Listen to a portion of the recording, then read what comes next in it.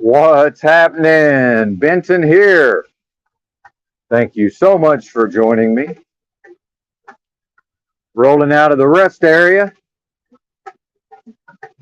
I've been getting prepared this morning, making my mental notes. Probably I should just go ahead and get a pad of paper, even though I cannot look at the notes while I'm driving. I think it still helps me to organize my thoughts. And like the title of yesterday's live stream, Kim is the storm. I was trying to watch some of these. I was trying to catch up on what happened last night. Truth or Cop had a live stream, and then apparently Drew and TK, if anybody knows who these characters are, shout out to Chalk Body Outline, who in some way birthed all of this. Yurt, shout out to Yurt Cobain, Austin. He was over there with Truth or Cop.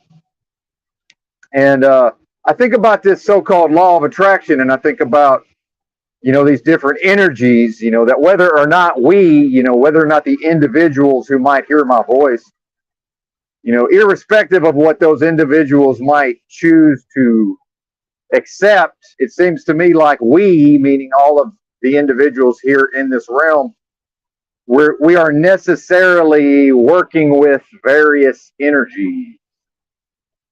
So one of the energies I'm working with is, for some reason, because, and part of this is that I roll out so early, people like to roll up in their big rigs and block me in, which is what just happened. So I have this certain specific reaction to that, based on my past experiences. I react very forcefully. So I just kind of told this guy off a little bit. I jumped out real quick. But then what's funny is I'm realizing, like, he probably figured that I was about to leave and he wanted to park, and there's nowhere to park. The place was completely full. So maybe he was going to get out and ask me if I was about to leave and all this, but I took it as, well, now he thinks he's going to roll up here and block me in. I need to catch him before he gets in there and tries to use the bathroom at the rest area.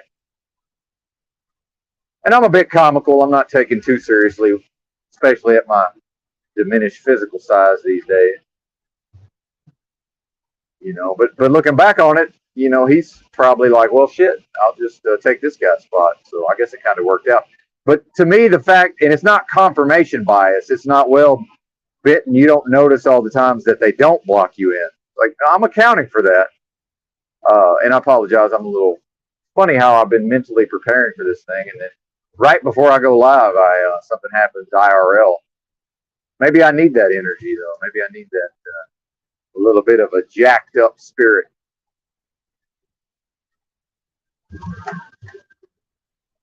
And so I've come to realize over time that for whatever reason, it's almost like I bring these situations to myself, the so-called manifesting. Because like I told him, I said, man, he blocked in exactly one rig and it was mine. I said, but there's literally hundreds of big rigs. This is a gigantic rest area, so it has to be something about me, right? Like, it has to be. So I accept that, and I know I'm rambling a little bit. Shout out to anybody that's here. I've been going early. I schedule these live streams ahead of time, mainly because the last thing I want to do is get in the seat here and then realize, oh, I need to set up this live stream. What am I going to call it? And in fact, the title had changed because I made the original title, before I had received my inspiration. Yeah, Boondoggle Morass. If y'all want to look up the meaning of them words. Wait for this situation to resolve itself with these drivers here. They're snug-a-buddy, what does Snafu call it? Hug-a-buddy, fuck-a-buddy. And that second one's on their phone. They was trying to snuggle up to me. Sometimes people like to cozy up to a big rig. I've never understood that. What is that compunction? And I'm going to go ahead and continue my my Kim before the storm call outs. And I do find it interesting that, I'm critical of him on here, and then he comes in later and claims to have heard it, but then he's like, well, I thought it was going to be worse. And I think there's a certain attitude about that, just, almost like a one-man army style of a mentality. And I think Kim and I share a certain strength of mind, potentially, a projection of will, as it were. I am going to have to get into his astrology, and I'm not accepting the role of his guru. I do find it amusing that he keeps saying Benton is my guru, which I actually appreciate, because not that I'm going to become anybody's guru, nor would I, nor would that even be, not even that would be appropriate. But certainly there's aspects of my personality that, with separate from some of my past experiences, might lean that way. I've said to folks, I would never join a cult, but I might start one. I might have started one, rather, if not for my experiences growing up in a cult.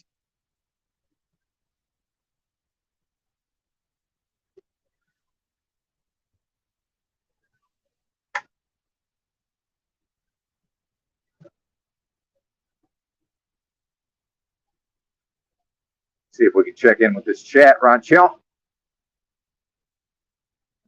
Shout out to Tranquil Vortex. Y'all gonna make me drive today. Shit. What's this guy doing? Hitting the brakes going uphill.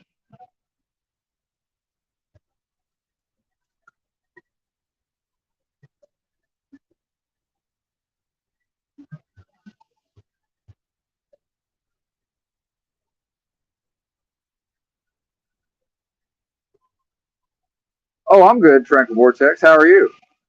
Good to see you. What's up, Robin? Nice to see you. Yeah, I'll be doing real good if I can keep this rig on the road here. No, I'm fine. I just somebody pulled one of my pet peeves right before I rolled out of the truck stop, which I do find interesting, just as a from a detached observer standpoint. As I'm behaving in this way, I'm actually observing it, in the moment. I find it comical, but literally, I'm leaving. I was leaving in 5 minutes when the guy pulled up and blocked exactly one big rig, and that was mine. But anyway, he can have my spot now that I'm gone. So that'll probably work out for him.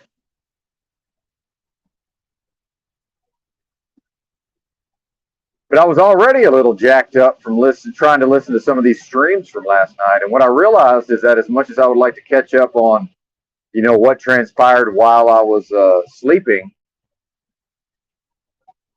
is really some of this stuff I'm just not able to watch it because I'm mentally preparing for my live stream. And I had talked about, I'm not sure who I talked about it with, but this idea of, I'd come across an idea years ago of, don't consume people's content directed towards me, someone who's a creative type. This doesn't apply to everybody, but as a creative type, I need to be making my own content and then consuming other people's content to some degree. But, there were times where I was primarily listening to other people's content and was producing none of my own. If that makes sense. Yeah, spiky energy. Yeah, you're right, Tranquil Vortex. You're right. And my nerves are shot a lot of times. I'm, as much as it may seem like I whine and cry about my health, I am managing various things with my health, but I actually got 8 hours sleep last night, which for some reason when I'm truck driving, that's actually, in the short term, that's a negative. I think in the long term, it's a good thing, but like I'm way more edgy, I'm way more cranky, my body hurts way more. There's something about going into that deep, deep state of rest. It's like it's almost like it stirs up a lot of these stagnated energies and stagnated traumas that are, lying dormant or seemingly lying dormant. And I think that's where Kim intersects with a lot of this is, I think he's got, there's some sort of war raging within him, it seems like. And, for me personally, I did years and years of spiritual practice and worked literally every day, just to be calm and chill enough to be able to halfway express myself without just my head exploding.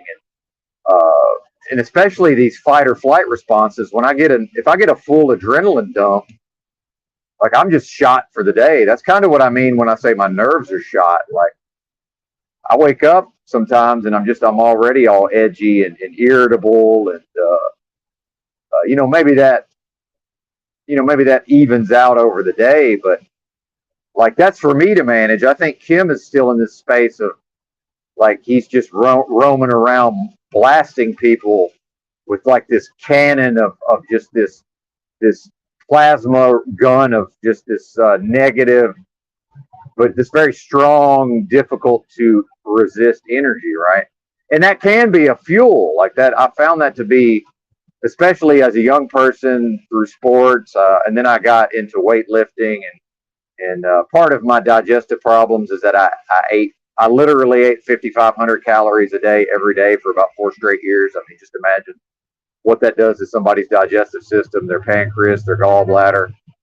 And then probably I had some genetic factors at play with my digestion. And I had eaten a very poor diet, growing up for many years. I more or less ate nothing but junk food, I would say from childhood all the way through most of my 20s.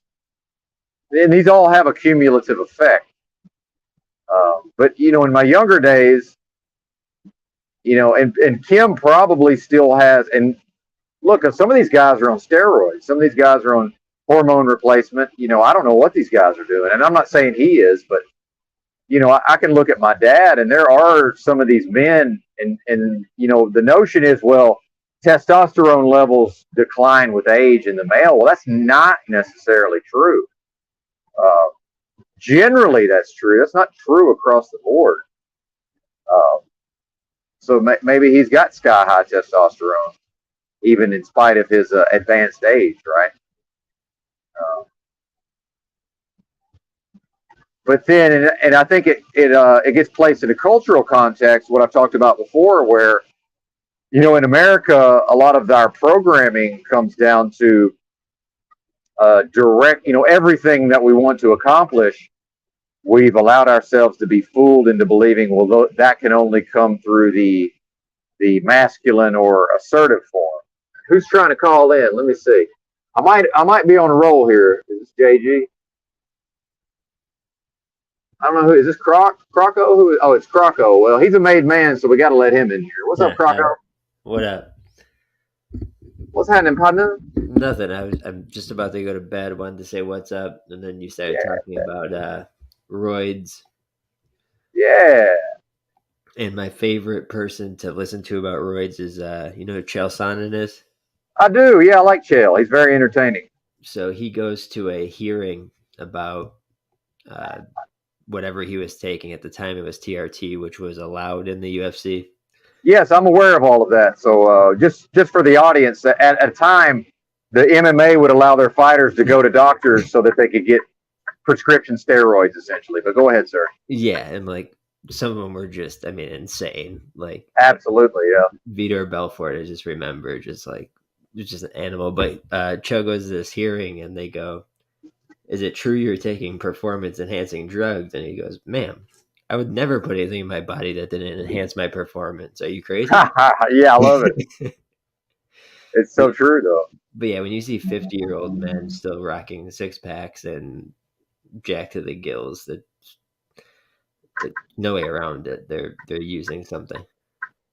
Well, and that's a good point, because when I was talking about eating all this food and lifting these weights, I was taking, and I did one cycle of pro hormones. So that's like an oral steroid, but literally one cycle. So that certainly had, my size didn't come from steroids, but I did one cycle of pro hormone because it was legal and all of that at the time. But I didn't like it, man. I didn't like the effects on my body. So I was like, fuck that.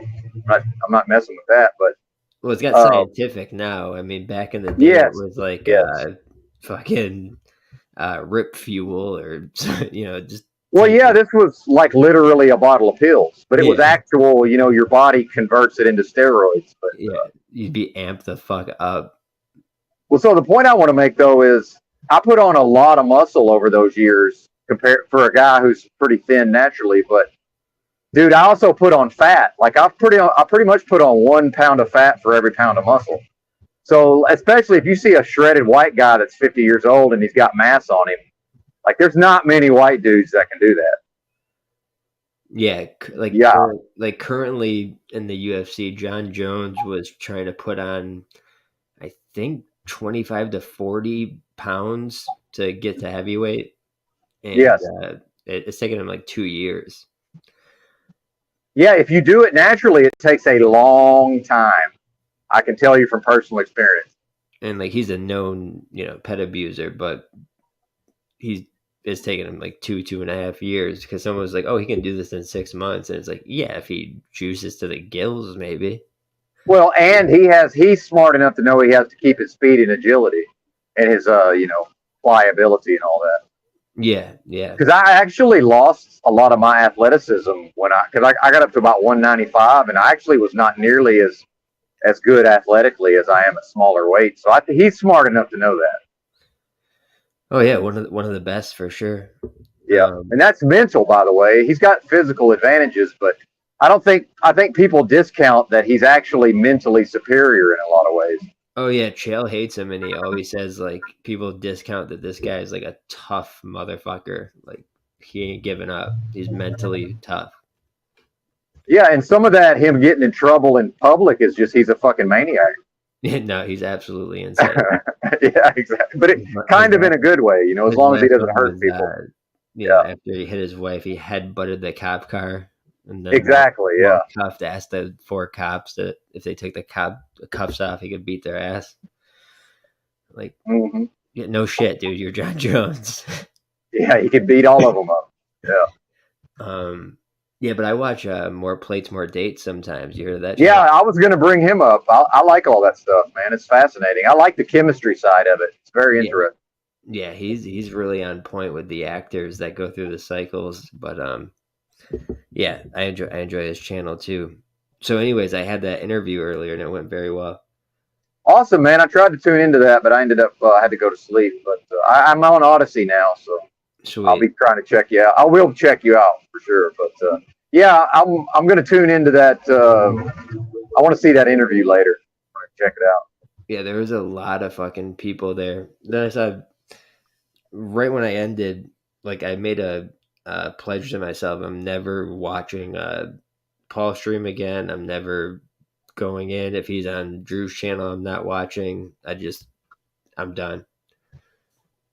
Well, I think there's something to that. Just realizing that, hey, this ain't for me, and I'm not going to engage with this. I think that's fair. I really do. Yeah, I don't get anything out of it. But I saw he was live that Drew was on, so I just clicked on it really quick, and then that's when I had my epiphany because like he said something about Drew's wife, and I was just like, dude, like, come on, man. I haven't seen it, but maybe I'm not going to watch it because Drew, Layla's a very, we all know how she is. Yeah. There's really nothing to criticize there.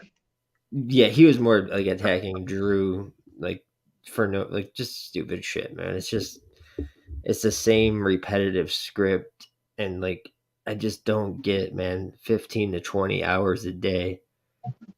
The smell. What are you showering? Are you eating? What are you doing? Yeah, I've wondered that myself, especially as I've gotten into the longer streams. It's like everything else sort of gets pushed to the background. Well, you lived the lifestyle of driving for multiple hours back when they didn't have restrictions on hours that you could drive. Yeah, no kidding. So, I mean, you're more used to it, but just sitting on the couch and, I mean, starts the day with like 4 hours of N-word music and then streams the rest of the day just chimping out, basically. Well, I mean, I think there's something there, but I also understand, like, he gets into some of this weirdo kind of sexual dynamics, and I just tune out. If I tune in and that's going on, I just tune out. What I do, and come back later maybe. Because there's like a whole backstory to some weird shit that's going on over there. I don't even want to get into it, but it's definitely weird shit. Hey, we're about to run over an animal. I was on Drew's show last night. It was me, him, just a couple of guys hanging out. I hope y'all didn't see that, but that wasn't good. And then all of a sudden, it's Paul and Satanic Warrior showing up, and it's like, then everybody's yelling. I didn't say nothing. I just left the stream. No rage quit. I just left because I knew I wasn't going to be able to get a word in. Yep. And then did anybody see what just happened, by the way? No. Let me check in with the chat. We just had, that's actually the only time that's ever happened to me as a truck driver. Did you get cut off? No, I ran over a dog. Oh, come on, man. That's nothing I could do, man. There's just nothing I could do, unfortunately. Fuck. The last streamer to do that was Owen Benjamin. What was? The last streamer to run over a dog. Oh, I didn't know that. Yeah, you're in the club now. Well, hopefully nobody saw it, but unfortunately, we just killed a dog. God damn it. Yeah, I know, man. It sucks. Was it a little guy? No, man. I don't know what kind of dog it was, dude. It sucks, though. Damn, that put a real damper on me before bedtime. I know, man. I'm sorry. I didn't. Just sorry to have to say that, man. No, but you did it on accident. Owen intentionally. There's nothing I could do. I mean, I'm not killing human beings because there's a dog in the road. Like, just literally nothing I could do. Owen did it on purpose. Yours was an accident. Well, if it was avoidable, I would have avoided it. There was a big rig merging onto the interstate at slow speed to my right, so I couldn't go into his lane. And if I hit the brakes, there's traffic coming up behind me that might be changing lanes because of that rig. You know what I mean? Like, there's just nothing I could do. It seems very random for a dog to be out on that highway.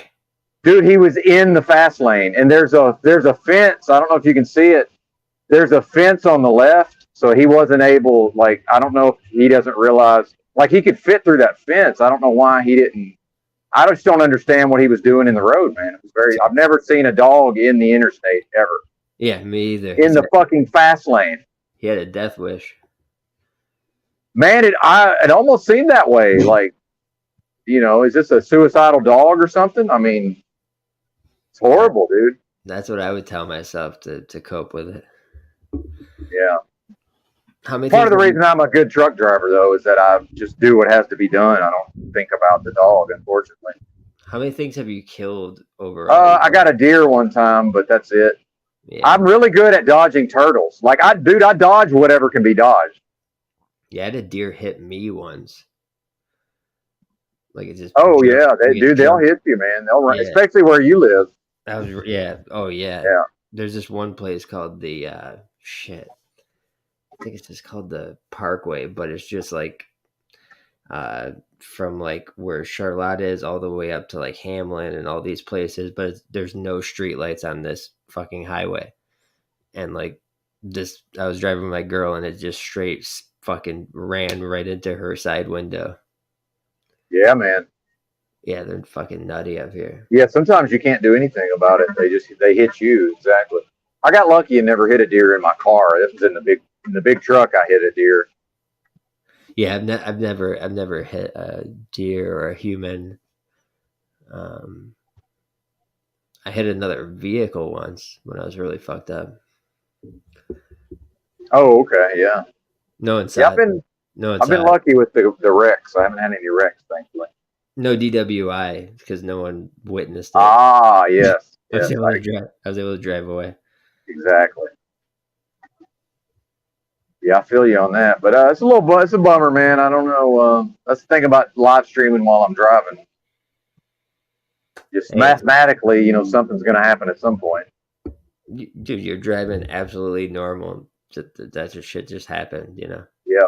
Well, and also, like, I'm not a distracted driver. I'm so hyper vigilant. I know what's going on around me. If I could have just changed lanes, I would have. But then with animals, you also have a phenomenon where sometimes they'll get out of your way, like at the last second. So it's like if I dodge and they dodge, now you hit them anyway. You see what I mean? Have you ever hunted? No, I'm not a hunter, but I grew up in a big area where there was a lot of hunting. Yeah. Yeah. we had I took hunter safety in school, so that was actually a class in my school. But yeah, I got to be weird. I got to be different. If everybody hunts, I don't hunt. That's how that goes.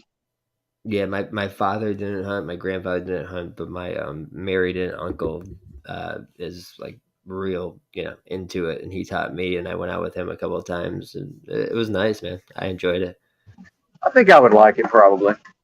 He's old school bow, so it's like real. Oh, the real shit. Yeah. Yeah. Did you get anything? Yeah, I shot something with a bow once. I shot a buck once. He guided me. He scoped it and just kind of told me to settle down and walked me through it. Right on. But it was more about getting it and then learning how to break it down. Yeah, that's the thing. In Arkansas, killing them, that's the easy part. Now you got to process it. Yeah, so I learned a lot of that, and I also learned a lot of that in culinary, breaking down like you usually get like a half slab. You get like a half of a cow, and you break it down into all your different pieces of steaks and whatever.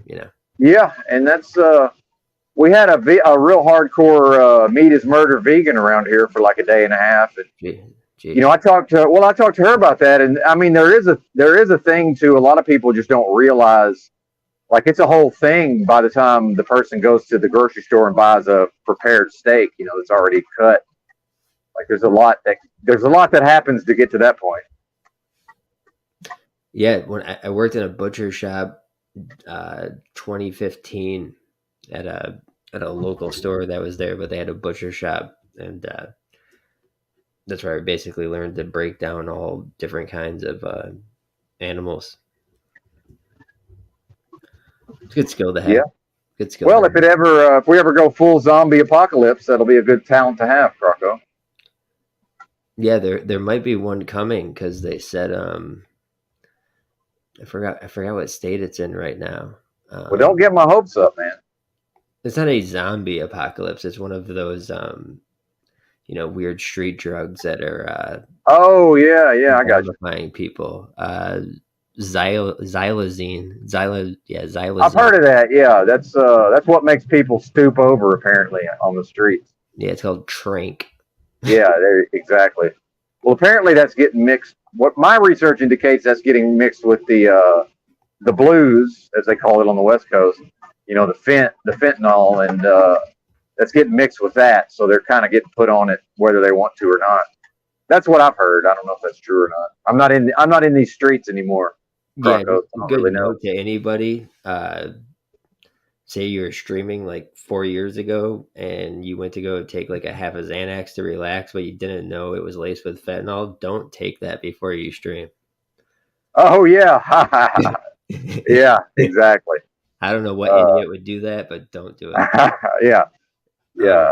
Nobody. Yeah, we're not speaking from experience, but don't do that. No. Yeah. I had a big fentanyl talk with the guy actually tonight. Oh, okay, awesome. He played this clip. He goes straight up to a DEA agent with a packet of information telling him where the load is coming from, where it's traveling from, where it's going to be. And you see the DEA agent ignore him, talk shit, blah, blah, blah. 2 weeks later, the DEA agent's on fucking Fox News claiming all this shit that, he got the biggest bust. And this is why we're out here in these streets, to take the drugs off.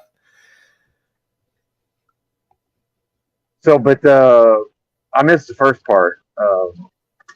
The guy I interviewed went up to the DEA agent and gave him all the information. Oh, I got you. Okay, I see. The guy ignores him. 2 weeks later, he makes the bust and takes all the credit.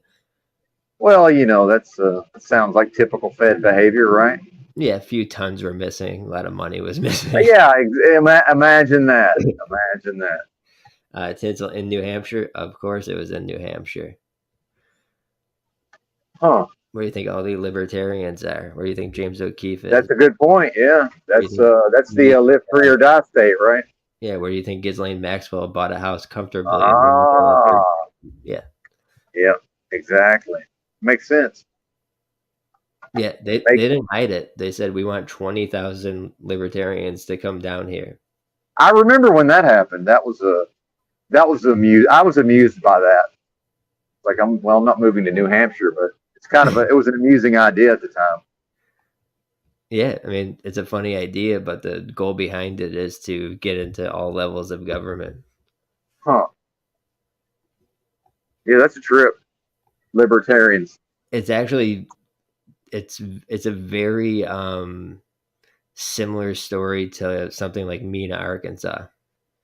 Yes. That I know a lot about Mena. That's So you yeah, control, man, that shit was crazy, dude. you control one airport, you control one bank. You know, it's a smaller town.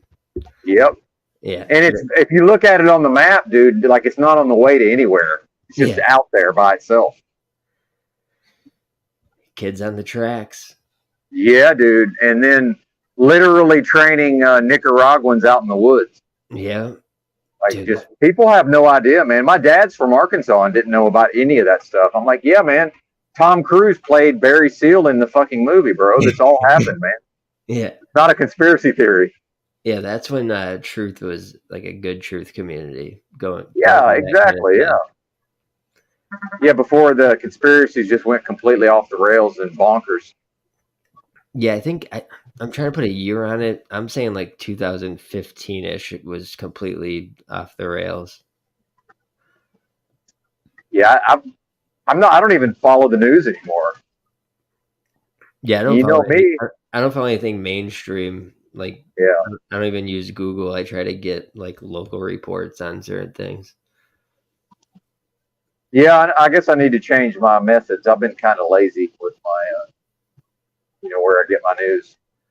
Maybe I need to switch it up, or I'll just go to Croco. I'll get my news from Croco from now on. My method is if I find a website that I like, I'll bookmark it. If I find a website that gives me just a little bit, I'll bookmark it, and then I have like just 100 or so publications. I don't go through every one of them every day, obviously, but when I'm having my coffee, I just open up a couple and see what stories they're bringing. Yeah, man. There's a benefit to that because as time goes by, less and less people are doing those sort of behaviors. Yeah, it's way easier to make up a fantasy world. Yep. Seen a lot of that. Like I'm not the Jesus guy like a lot of these guys are. I mean, I believe I was created for sure, but I don't talk about it a lot. But there's way more evidence for a creator than there is for, say, simulation theory. Yeah, I would agree with that. But this is where we're at. Yes, sir. It's all happening, and it's very interesting to me.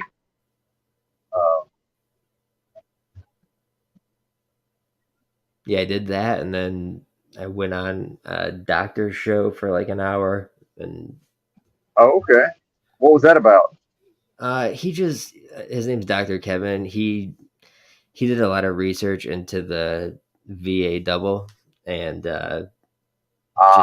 he did a lot of research on that. And I don't know what he was exactly talking about tonight, but we got into a lot of things about trafficking and stuff like that. Drug trafficking? Human trafficking? Human. Oh, okay. Yeah, that's the thing, man, for sure. Yeah, because I had brought up something like a couple of years ago. I spent a lot of time on it, and it was you can say COVID now, right? I don't care. I mean, I don't say it, but I don't care. It's not in a derogatory way anyway. It's a term. COVID orphans. Yes. And these were kids that lost their parents for whatever reason during the time of COVID. So you got a broken foster care system already, and then they influxed it with about 500,000 more kids. So just imagine where those kids are going. Yeah. Very true. Who knows? I mean, not nowhere good. Nowhere good. But yeah, just wanted to say what's up. Enjoy the rest of your drive. Don't kill any more fucking dogs.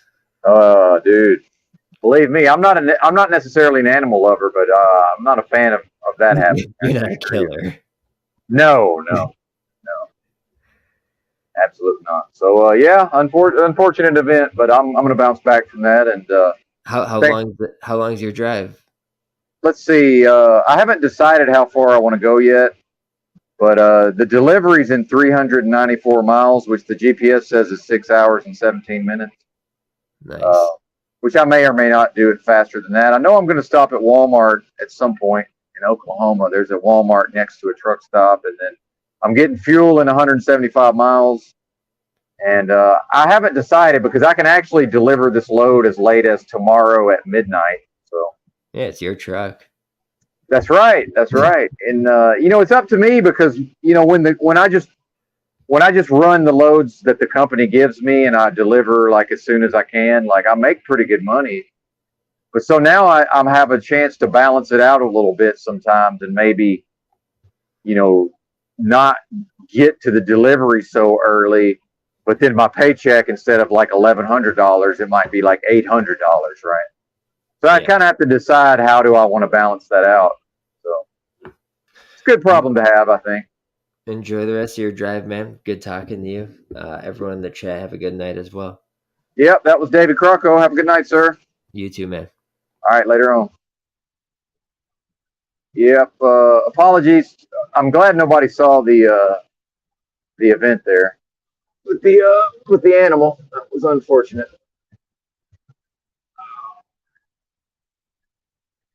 Very unfortunate. But just what was the dog? I just don't. I'm confused as to what was the animal doing. It was in the fast lane as I jumped over in the left lane because a slow moving truck was coming onto the interstate, and I looked down and there's just a dog in the lane, man. What is this? Very strange.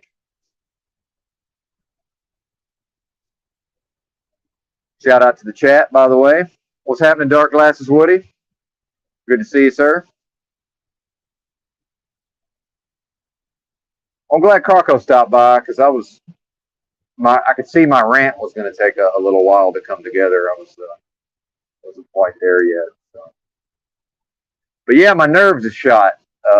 Something about when I get too much rest. I probably got 8 to 9 hours of sleep, or I guess 7.5 to 9 hours, somewhere in there. I feel better with 6 in the short term. I think the more is better for the long term, though. But like I was telling Crocco, I'm still undecided on.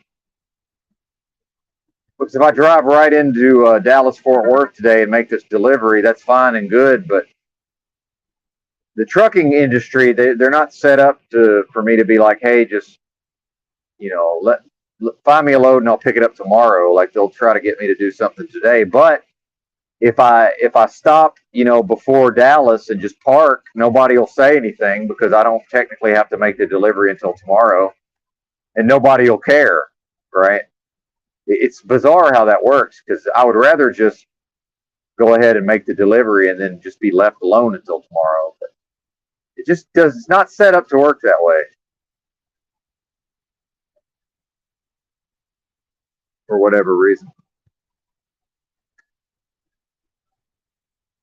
And I'm still working through some of this Kim before the storm. There's something there, man, in this snafu character. And shout out to AJ Lloyd. I got an email from AJ Lloyd talking about feds and this and that. And you might be right. But then again, I do want to point out EBT and Drew and Tinfoil have been calling me a fed since day one. And, only half jokingly. Now it's kind of died down over time because I just make a joke out of it or I don't play it up. And I've never defended it because obviously, and this comes back to yesterday's rant about the nature of the internet itself and the medium is the message, meaning like I understand on the internet, if someone accuses me of damn near anything, that any attempt to defend myself from that label or accusation or attack, it actually reinforces the evidence and the arguments of the person making the accusation, like literally. So I don't think Kim realizes this because now you know, he's going into this realm of being accused of being a Nazi or whatever, and he seems to think that he can defend himself from that. It's like, no, but I don't think he understands the internet. That doesn't work here, man. Like, you just, you know, now you can embrace it and lean into it if you want to, but Kim can, but dude, there's no defending it. And that's why when Snafu kept trying to challenge me, I'm just sitting there laughing at him. It's like, do you really think I'm dumb enough to start defending this ridiculous accusation? Like, why would I do that? All that does is make it look like maybe it's valid. How do people not know this by now? We got a lot of Johnny-come-latelys here on my internet and your internet, folks. It's not only my internet; it's everybody's internet. But lots of folks who don't necessarily understand the format, as far as I can tell.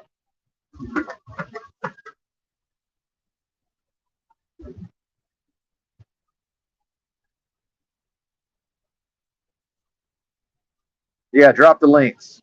I don't know what the link is to, but whoo, man. I think I'm dehydrated also. I've ran out of water. I've got a little bit of water left, but it's another thing. Gotta have to make a super center run here in a bit.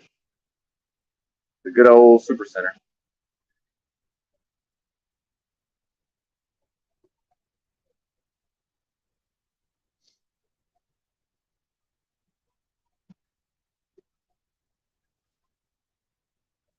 So I caught just a little bit of Truther Cop's live stream from last night, and Truther Cop had Yurt. Shout out to Austin, Yurt Cobain, riding shotgun briefly, and evidently Drew and Kim and TK were over on Paul's panel, and maybe I'll get to watch that later.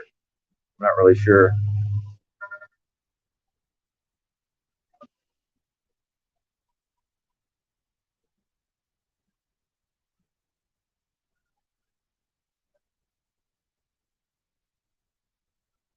Yeah, there you go, Robin. Boondoggle Morass. Yeah, I think that's a description of what's going on in some of these. I hesitate to use the word community because I don't think that's the right term. I will find the term eventually. I will find an accurate way to describe whatever's going on. But you know, these various panels and channels and really it seems to be, you know, internet users who orbit around certain YouTube content creators, and then, you know, a lot of the live streaming has morphed into this arena of panel discussion. Yeah, I got way too much sleep. It's messed me all up. The problem is I went to bed too early and I woke up at like 11 and I'm like, I can't just, I guess I should have just got up at 11. It's like it's still yesterday. How can I? But yeah, that was a mistake. Or actually, no, I actually first woke up at like 8 something. Yeah.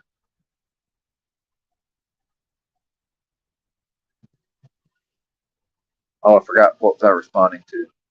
Oh yeah, the if you look up the meanings of those words, I think that's I think those two words together is a pretty accurate description of what I'm observing in a lot of these panels. Is just getting bogged down in the muck, and then boondoggle can be used as a noun or a verb. And then I think I just glanced at it before I went live. I was, you know, doing my morning routine, so I'm a little bit, you know, distracted. But I believe morass is only a noun. But morass is more or less like to be like mired down in a swamp. Like so the morass would be the actual. In a lot of ways, the morass would be the actual. Once there's 6 people on the panel, like what we saw over here yesterday, when you had just the cacophony of intransigence, and you know all of these people are trying to, you know, jockey for position and try to get the floor and all this. To me, that's a morass, or just a, you know, mired and we're down in the muck. And in order to even make any sort of, heads or tails out of it's not even a discussion, right? To even get to the possibility of a discussion, it's like how much energy has to be expended just to, move around in that literal swamp. So that's a morass. And then boondoggle, the verb, I guess I'll have to look at the meaning real quick. I think I'm smart sometimes, but it's like, I don't even remember what that means.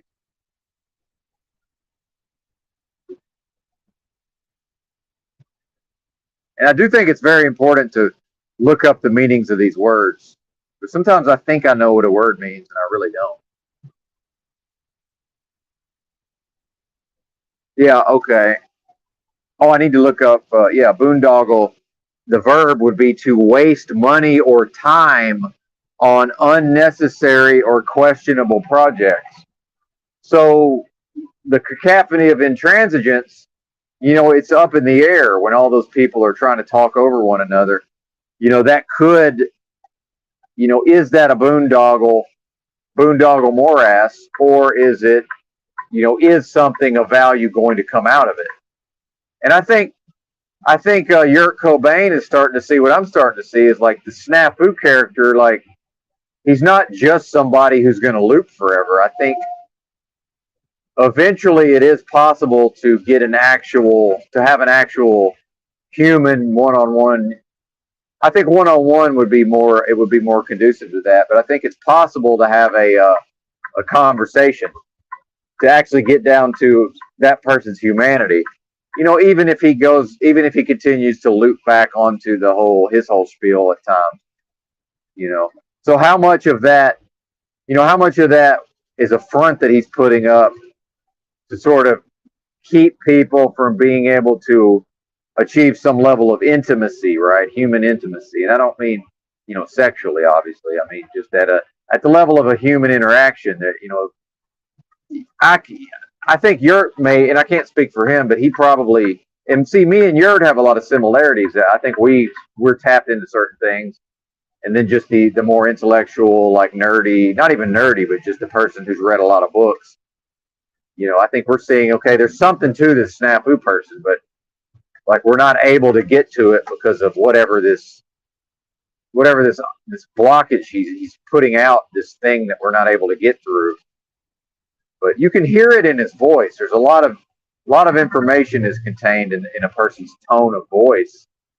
That there's something in there. There's a person in there somewhere. It's like, can I get through to that person? But then, literally hearing his smoke detector chirp over a period of days, like that's, this is most likely a person who lives in a single room occupancy somewhere. He's probably on all kind of meds. And, I don't know what his daily life looks like, but he's probably, more or less on the internet all day, which, look, so are a lot of us. However, that's a bad sign, the chirping of the smoke detector. At what point does the person just say, hey, I've had enough of this smoke detector? But then I guess if somebody's on certain drugs, maybe it doesn't annoy them that the smoke detector chirps every 120 seconds or whatever it is. I mean, at a certain point, I could just time it out and I could play a tone, over my microphone to coincide with the chirp of his smoke detector. Like, there's something to that. What's up, D-Rex? Good to see you, bro.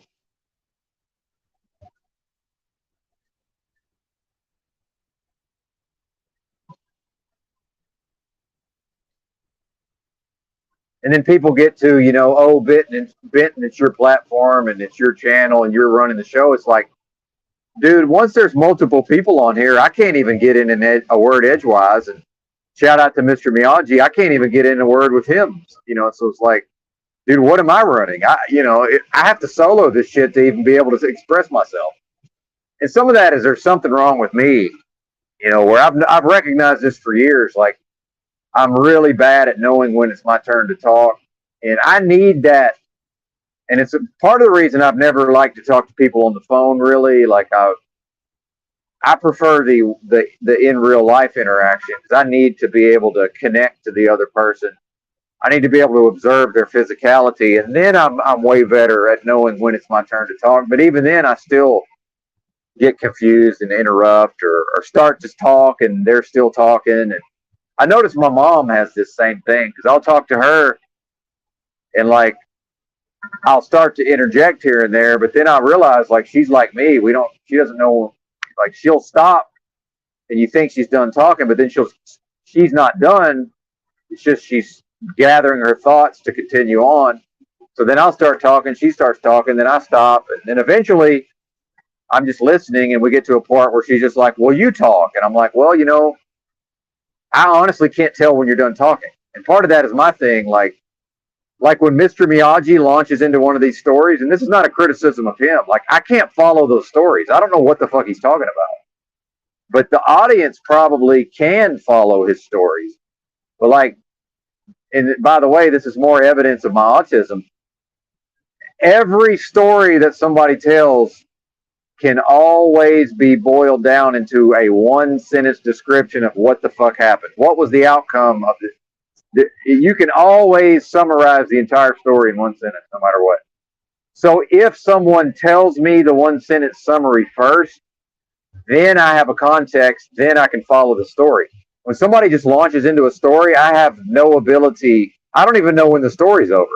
Like sometimes they get to like the humorous punchline and it's like they're waiting for me to respond. And I'm like, oh, you're done with the story. Like, I don't know the story's over.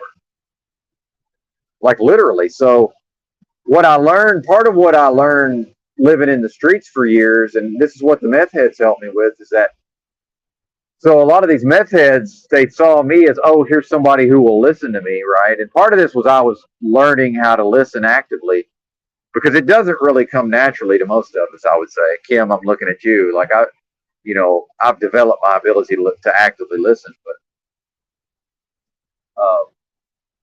so these meth heads, they love to tell these stories with all these details. And what I realize is that I'm terrible at tracking details that come to me through auditory. If I'm reading a bunch of details written down, I can track all that, no problem. And if I'm going back to things I've experienced in my own life, and I'm remembering, and I'm having epiphanies in the moment as I'm weaving my way through the discourse, I can track all of that. Although I do still get lost in tangents at times.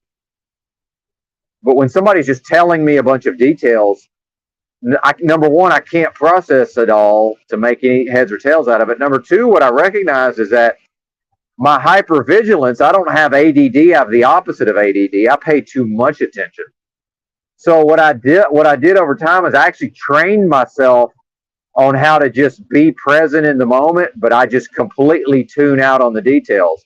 So when Mr. Miyagi is going into these details of, well, I know this person and they did this thing, and then this other person did this thing, and then this person over here, they had a bake sale, and like, pretty soon, if you really made a transcript of what he's saying, it's like 20 details. I'm trained I just tune that shit out, but I'm still listening. The detail doesn't penetrate my brain. Right. But I'm somehow able to do that and actively listen, because if you notice with Mr. Miyagi, he's very attuned to if he's being listened to. And as soon as he can tell that my attention has been diverted, then he sort of stops him because he realizes I'm not listening. So when he goes through one of those stories, I'm still listening to him, but I'm not processing any of those details. So if you got to the end of his story and you said, hey, Benton, for $10,000, what did Mr. Miyagi just say? I would have no fucking idea. I'd be like, I have no idea he launched into a story. I have no idea what it was about. Like literally, here's a stack of hundreds. What did he just say? No fucking idea. But that's not his fault. That's my fault. Like, it's not even my fault. Like, this is part of whatever I'm afflicted with.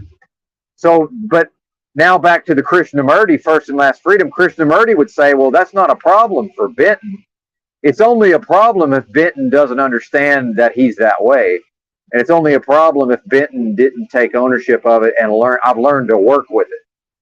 So from being in the streets for so many years, I recognized, oh, these psychic vampire meth heads are draining my energy. that's my fault. I'm allowing them to drain my energy. So I better figure the fuck out. I better figure out how to be present in the moment to be able to hear all of these details, but through a spiritual and meditative practice, I'm still here energetically. I'm still here with the person at a human one-on-one level, but I'm not paying a damn bit of attention to, let's face it, to what are meaningless motherfucking details. Like, it doesn't mean anything to anybody other than him, right? But he's a human being, meaning Mr. Miyagi, and he has some need in the moment to convey this information. There's something that's happening. But at the same time, I'm not like some fucking shoulder to cry on whipping boy. Like, I'm a, wild man, whatever I am now. But, my history is not of a calm, cool, collected, passive person who will just like be there for somebody else, right? But I've developed that ability over time. Again, that's the yin of the yin and the yang. I don't need to work on the fact that I can beat my chest and go out here and achieve my goals through an assertive means. I've got that on lockdown. The area for growth, Kim, is through the yin or the passive, the feminine. But then, how much were males like me and Kim socialized? That's weakness. We can't show weakness, right? But then we get into the Mitchell part of it, where Mitchell, maybe he's just a sensitive soul and he's not going to go down this path of, he's probably not even willing to consider all these violent images. And you never know what somebody's been through in their past, right? I've met some very sensitive souls in my, just because somebody's a male doesn't mean they're not a sensitive soul. And, some of these people are just not going to operate on these levels. It doesn't make them a pussy. It doesn't make them a pushover. I think Mitchell is able to show over time that he's certainly able to stand up for himself and he's no pushover. But at the same time, you're not necessarily going to be able to take him down a certain path where I'm just like, well, shit, I know exactly what I would do. But I'm also the same guy who will just see a dog in the fucking fast lane and be like, well, this sucks, but because of all the various factors, I don't have the option of a hard break and I don't have the option of a swerve, so I'm about to run over a dog. And I got to be honest with you, it's neither here nor there for me. It's unfortunate, but I'm still going to get a good night's sleep. I'm still going to eat my next meal.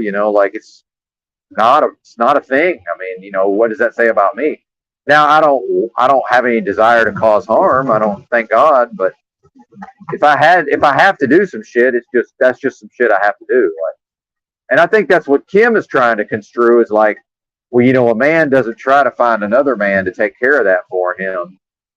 But it's like, well, wait a minute. Every man hath not the same office, Kim. Like the fact that you may be more like me and I may be more like you, like what the hell does that have to do with Mitchell? Like it really doesn't. And yeah, I'm not trying to associate with pussies either, but I don't think he is one. I don't think anybody that I'm associated with on the internet is that, because I tend not to associate with them. But then you look at people like Tinfoil, I do think he's a pussy. Now he has the opportunity to not be one, but I think he behaves like a pussy. I think this Tartarian truth behaves like a pussy. But that's just, and there's a generation gap, and I'm older, and I recognize that. It's not all on him, but at the end of the day, I can't raise folks that's already grown, right? Like it's like, I don't think it invalidates him as a human, but at a certain point, some of these guys, if they allow themselves to get bullied and pushed around now, well, that's a different matter. But I think if you keep watching Mitchell, you're going to see somebody that does not allow himself to be bullied or pushed around. And this is somebody who's gone into Paul's panels and is able to hold his own, like no fucking problem. Which you cannot say for me, by the way. It's just not my forte. And again, I can barely get in a word edgewise on my own fucking channel. So what chance am I going to have on Paul's channel? Like slim to none. But I know all of this, and I'm fine with it. Like it is what it is, So maybe there's people. Maybe Mitchell is a so-called gentle soul. Like that's okay, man. Like that's there's a reason why people are different in that way. It's not a bad thing, necessarily. it doesn't mean if the shit ever goes down that he'll just passively accept his fate. Like I don't accept that. And I think when you get into the racial stuff, I do think it comes into a culture clash. And I hope Kim hears this part, because I don't think he understands. And again, I am a literal anthropologist. I'm a layman anthropologist. I've been studying human behavior my whole life, and especially in specific cultural contexts. And Kim, and see, I'm observing my breathing. I'm already starting to not breathe. So, excuse me. And I think Kim has this thing where whatever he's putting out, whenever I interface with those energies, I can recognize that it's doing something to me also, right? Because I haven't completely mastered whatever that is, but I am going to master whatever that is. So Kim is probably helping me, he's probably helping me develop. And when he says Benton is my guru, I mean, there is something to that. I think he recognizes that I've reached some level of attainment spiritually on a path that he's not there yet. I put in work that he just hasn't put in, and that's fine. But meanwhile, I'm nobody's guru. I'll come on here and talk for 2 hours. You're welcome to listen to it, but I don't want to be followed. I'm trying to learn from y'all, by the way. Shout out to the chat. This ain't my channel. This is our channel. Our meaning whoever wants to come over here and get in where they fit in. And to me, that's the theme. That's the culture. The culture of this channel is get in where you fit in. If Croco wants to show up, anytime Croco wants to show up and hit some news items, yeah, come on, man. Come on and hit some news items. It's great. Meanwhile, I don't have the time, the energy, or the inclination. I'm capable of researching and hitting and doing news items, but it's not really, so what? And this is something I've noticed in the so-called YouTube streets. Like, why do I have to do everything? Like, maybe I could quit my job and I could just fucking make content and put my energies into just doing everything myself, like my podcast. I got the web hosting. I figured out how to make the website, as primitive as it was. I figured out how to operate the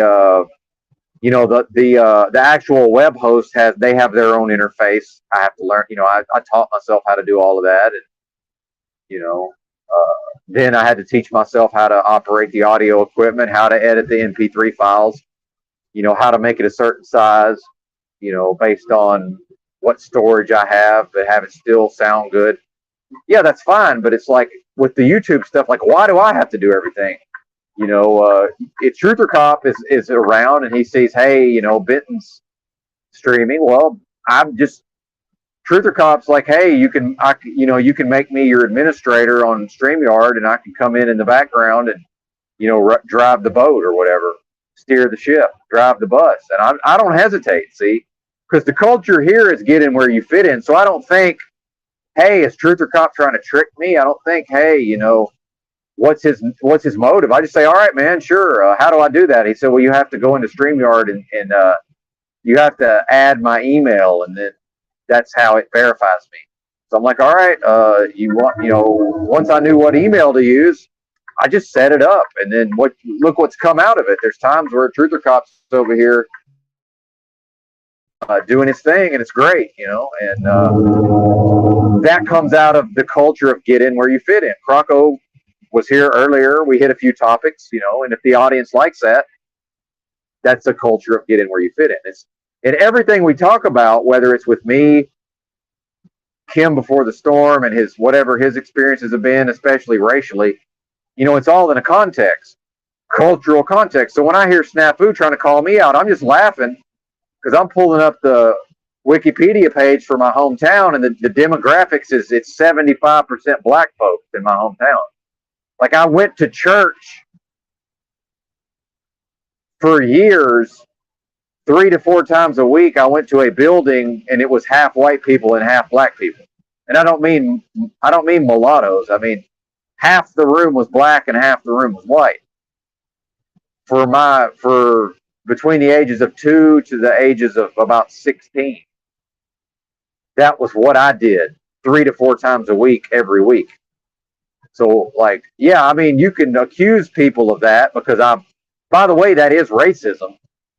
Now, I'm not here to call Snafu out on his racism, but just assuming that I have a Southern accent and I'm pale, my skin looks like notebook paper. You're just assuming that I didn't grow up that I grew up in a certain cultural context that I did not, in fact, grow up in.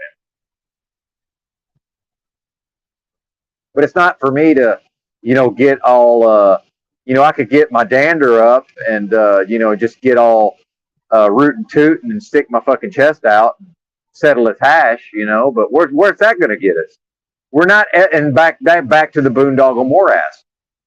We're not getting anywhere. We, meaning the channel's it's not progressing anywhere when I tap into my very powerful, strong, fiery spirit and I just start blasting, Snafu with all of these very real facts, right? And at a certain level, I mean, are people even really interested in facts?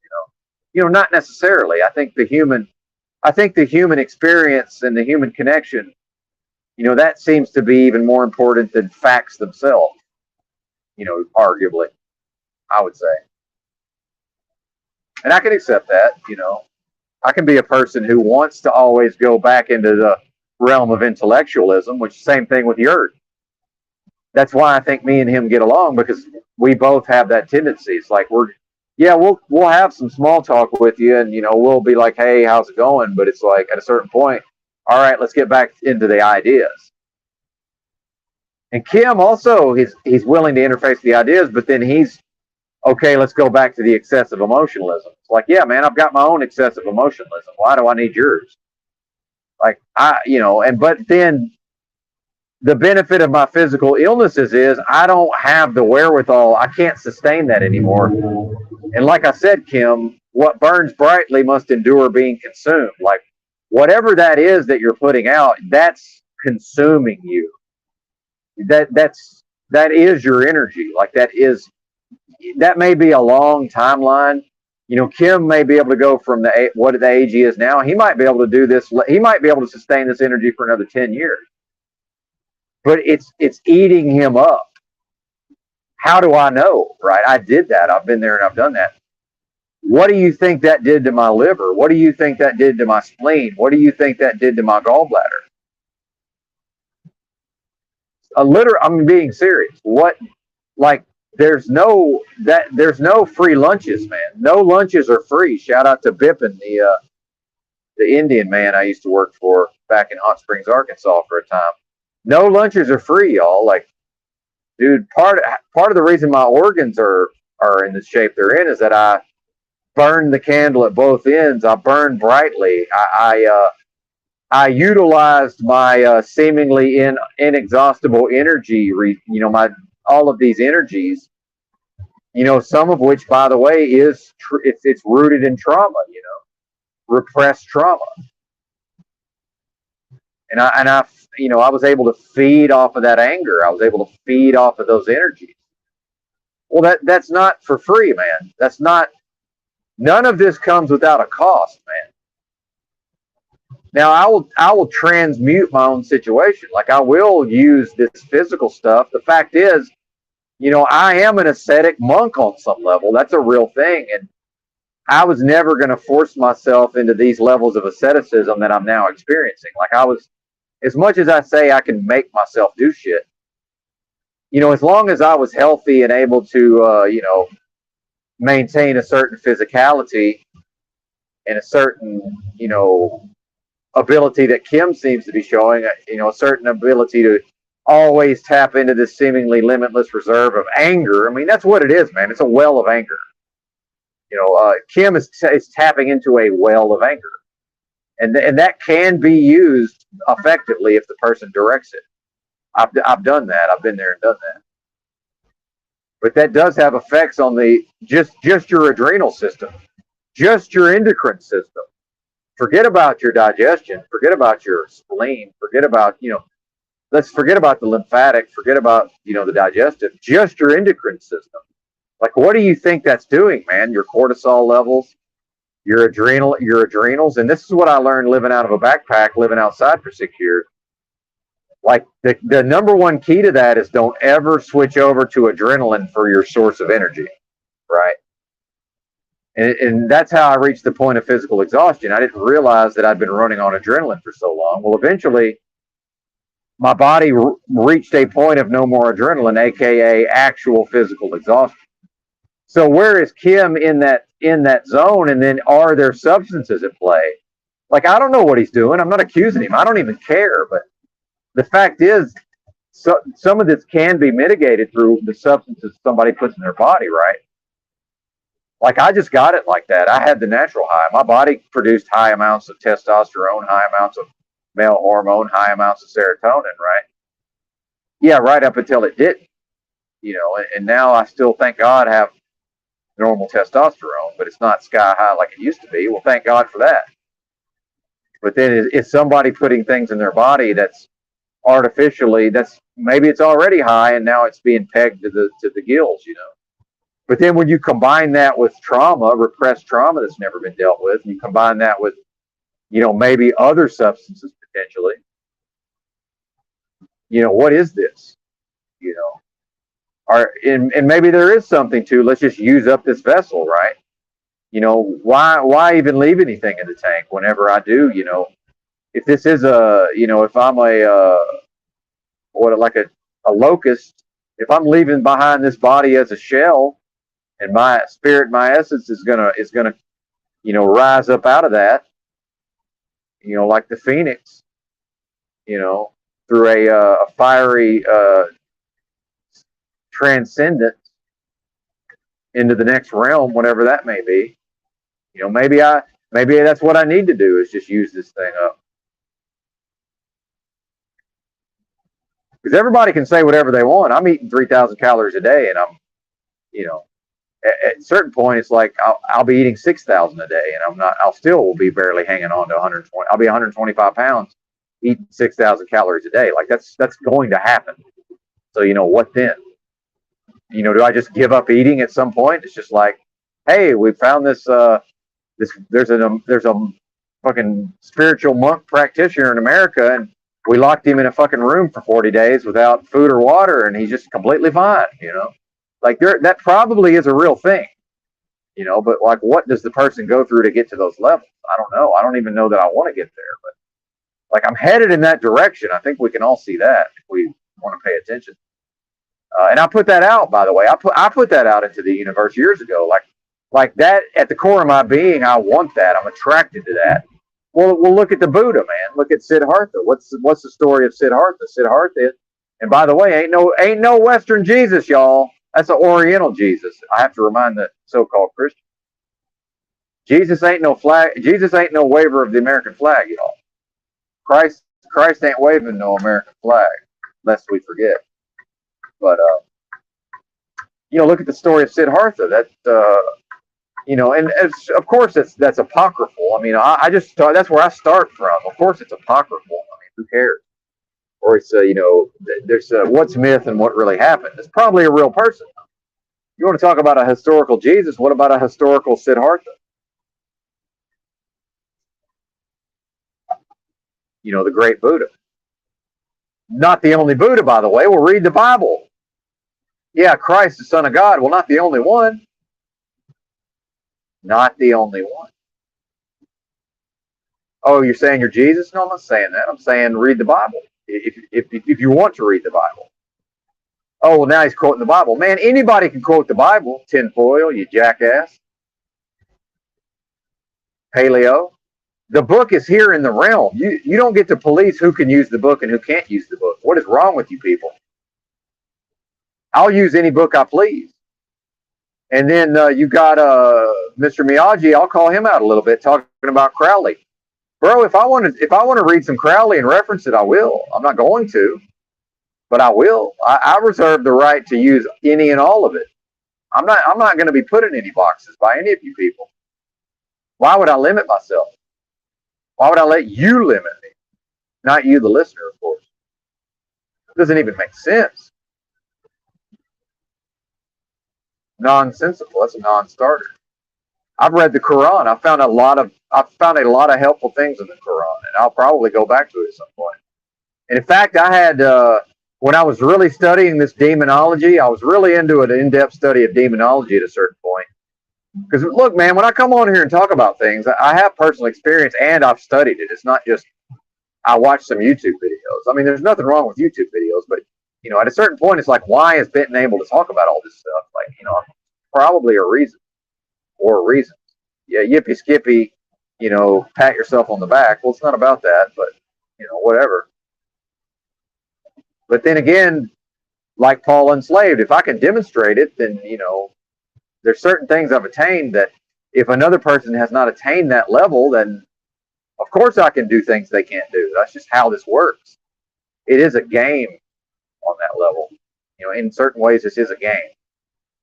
Doesn't mean that it's frivolous, but it is a game, this experience we're having on some level.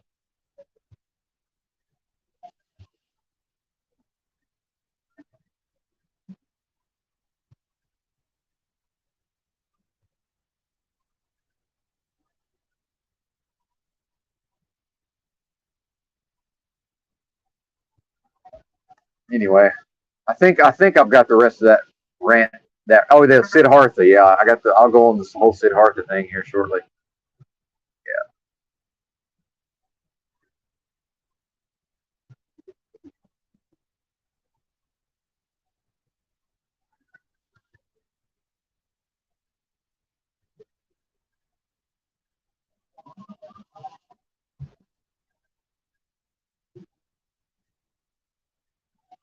Yeah. But anyway, I don't want to get into the Crowley stuff too much, but I know a little bit about it, not a whole lot, but I know I have some knowledge of that. Mainly because this Damien Eccles character who came out of Arkansas, is a noted Satanist.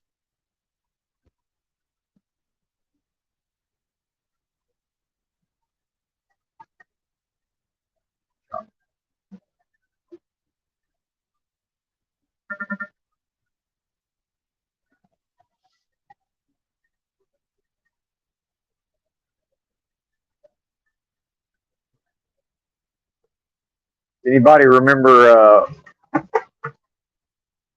what's special about Joplin, Missouri? There's something that's special about Joplin. Hey, we got a caller. Let's see who this is. Tranquil Vortex. What's up, Tranquil Vortex? G'day, Benton. How you going, mate? I'm well. How are you? Yeah, I'm all right. I can see the sunrise, or is that a city in front of you? Yeah, it's not going to be no sunrise for several hours. So yeah, that's just the lights probably. Just the lights. Yeah. How you feeling? You all right? Oh yeah, I'm good. My nerves are shot, but sometimes that's a good thing. Yeah, the energies are all over the place today. I agree. I've noticed that as well. Yeah, it's spiky as just heads down, up, and just keep on trucking, eh? Oh yeah, absolutely. Yeah. Yeah. Well, and that for me personally, that's a benefit of whatever these practices are that I've done over time. I can, I'll still be affected by the energies, but at least I can stay somewhere, near center, general vicinity of centeredness, anyway. Yeah. It's but some folks. Go ahead. Sorry. The triggers are out there, right? Oh my God, you said it. Yeah. Oh dear. What? With a 3-year-old red-headed granddaughter, I know what triggers are, mate. She's oh man. Man, she can crack it just because you give her the wrong colored card. Oh man, they're just like little drunk adults. It's crazy. Yeah, it is crazy. Yeah. Oh dear. Anyway, it's good to talk to you. I just wanted to come on and say good day and Yeah, you too. Anytime. Enjoying your podcast, not even a podcast. Enjoying your videos and yeah. Thanks for the wrench. I don't want to do any banning of anyone. That's not my job. But if bots come up, I'll get rid of them. Yeah, and then sorry to interrupt. The ability to post links, I think, is probably the most important thing. Yeah, if you need me to post one, I can do that. No worries. I just chucked up the eagle. He's a bit cold. The cold eagle. The big. He's live. but he's sitting in the snowstorm. Oh, I did not know about that. Yeah, so Robin said that she's worried about her eagle, so I posted up that. Okay. It's quite an amazing thing that I love the live chats and not the live chats. I do like the live chats, but I like the live cams where you can watch things happening with, Yes. with different animals, or just the wild cam. Suddenly a bear will walk across or something like that. Amazing. Yeah, it is. It's an amazing time. As much as I complain about it and go full doomer, it is an amazing time in many ways. It does feel nightmarish, I guess, and I do get that dystopian feeling too. Like there's this sort of, hey, look at where we're at. That's, other people are going, hey, no. Put the brakes on right now. Like it's an interesting mix at the moment, and I think to kind of pull it in, keep it steady, like you said, stay in your lane, and just Yeah, absolutely. Mm. So real quick, this town in Missouri that I'm driving through right now is called Joplin, Missouri, and it was completely destroyed. It was completely destroyed by a tornado, I think about 10 to 15 years ago. Oh heck! The whole town gone. Far out. Yeah, and it's like, I don't know, 15,000 people, I think, is the population, somewhere 15 to 20,000. Joplin, Missouri. Yes. I'm talking about the whole town. Was there one day, and the next day the whole thing was just gone. Just completely wiped out. Destroyed. Completely destroyed. Yeah, it's just wild to think about that. Because where I'm from in Arkansas, that just every once in a while, just everything gets destroyed in a certain area. Yeah. Yeah. But, it's never happened to me, thankfully. But yeah, it's bizarre because this isn't that far from where I'm from. It's, Right. 300 miles away, maybe. So in 71. In 71, it was at the 71 tornado they had, or was it later than that? What year did you say? Oh, 2011. This was like 10 years ago this happened. Yeah, 2011. I'm on the Wikipedias, mate. No, I'm checking it out. Okay, yeah. Yeah. And another one. Yeah. Ooh, 224-2011. Interesting. Yeah, and Arkadelphia, Arkansas also had a similar thing happen, but it's a little bit smaller than Joplin. But college, actually, that's where Billy Bob Thornton is from, Arkadelphia, Arkansas, and that town got wiped out a while back. Wow. Dude, like they found a baby in a tree afterwards, like crazy shit, like just complete, act of God type stuff. That's what it looks like here. Like I'm looking at the pictures, just thinking, oh yeah, my goodness, there's poor people. Yeah, unimaginable devastation. Unbelievable. Oh my gosh. Yeah. Wow. I mean, I know what floods do, in Australia here, and they just wipe everything out. There's nothing, take it all with it. But this kind of devastation happened in 74, I think it was, with Cyclone Tracy. Similar to like that sort of devastation, there's just nothing left. Yeah, exactly. You're just looking down at just bits of wood and bits of 4x2 just spun around like they're nothing in a truck and a tree.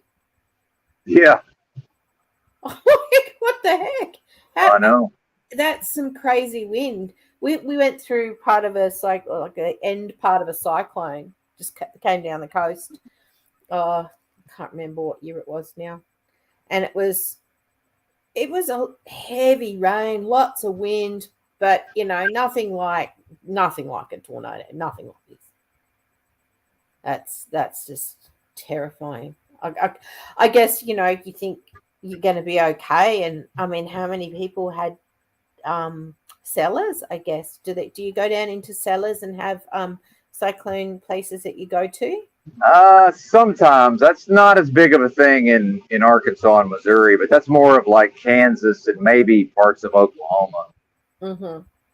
Because that's a very, it literally is the wide open plains, and it's able, weather-wise, that's a really unstable area especially when two differing lows and a high connect. Sorry, my meteorology is all up the bomb today. Anyway, in Yeah. Australia, our meteorological service is called the Bureau of Meteorology, literally the bomb. So Oh wow. Yeah. That's funny. Yeah. There's it's only something to relevant that. if you know what it means, I guess. Yeah. Yeah. There has to be something to that, right? Yeah, it's far out. I look at the difference in some of the cities that how fast did that wipe it out and then rebuild it up and go Oh another yeah. city. Yeah. It's all been built back. They just rebuild it. Yeah, so and fairly quickly too. Oh yeah. Yeah, I was checking out the British comedy that Tinter was chatting about in the chat because I quite like British comedy. We're talking about some Oh, me too. yes, I like Yes Prime Minister. Now I'm showing my age. But yeah, Yes Prime Minister was pretty funny. But Tinsel recommended Ambassadors. Oh, okay. I haven't seen that. Me either, so I'm going to check it out. Bruiser, that Mitchell and Webb book is also decent. Worth searching for, he said. So if you want a good laugh, check out what Tinsel said in the chat. All right. Yeah, I'll check it out. I like comedy, so. Yeah, I like English comedy. I guess because my grandparents, my mum's English, so I've got that real. I love it. I like the dry humor. Yeah, and me too. the sarcasm. Good Yeah. fun. Spike Milligan, he was always a little bit crazy. That's good fun too. I've got my old book. So he was also a cartoonist, wasn't he? I think Spike Milligan used to do cartoons. Okay.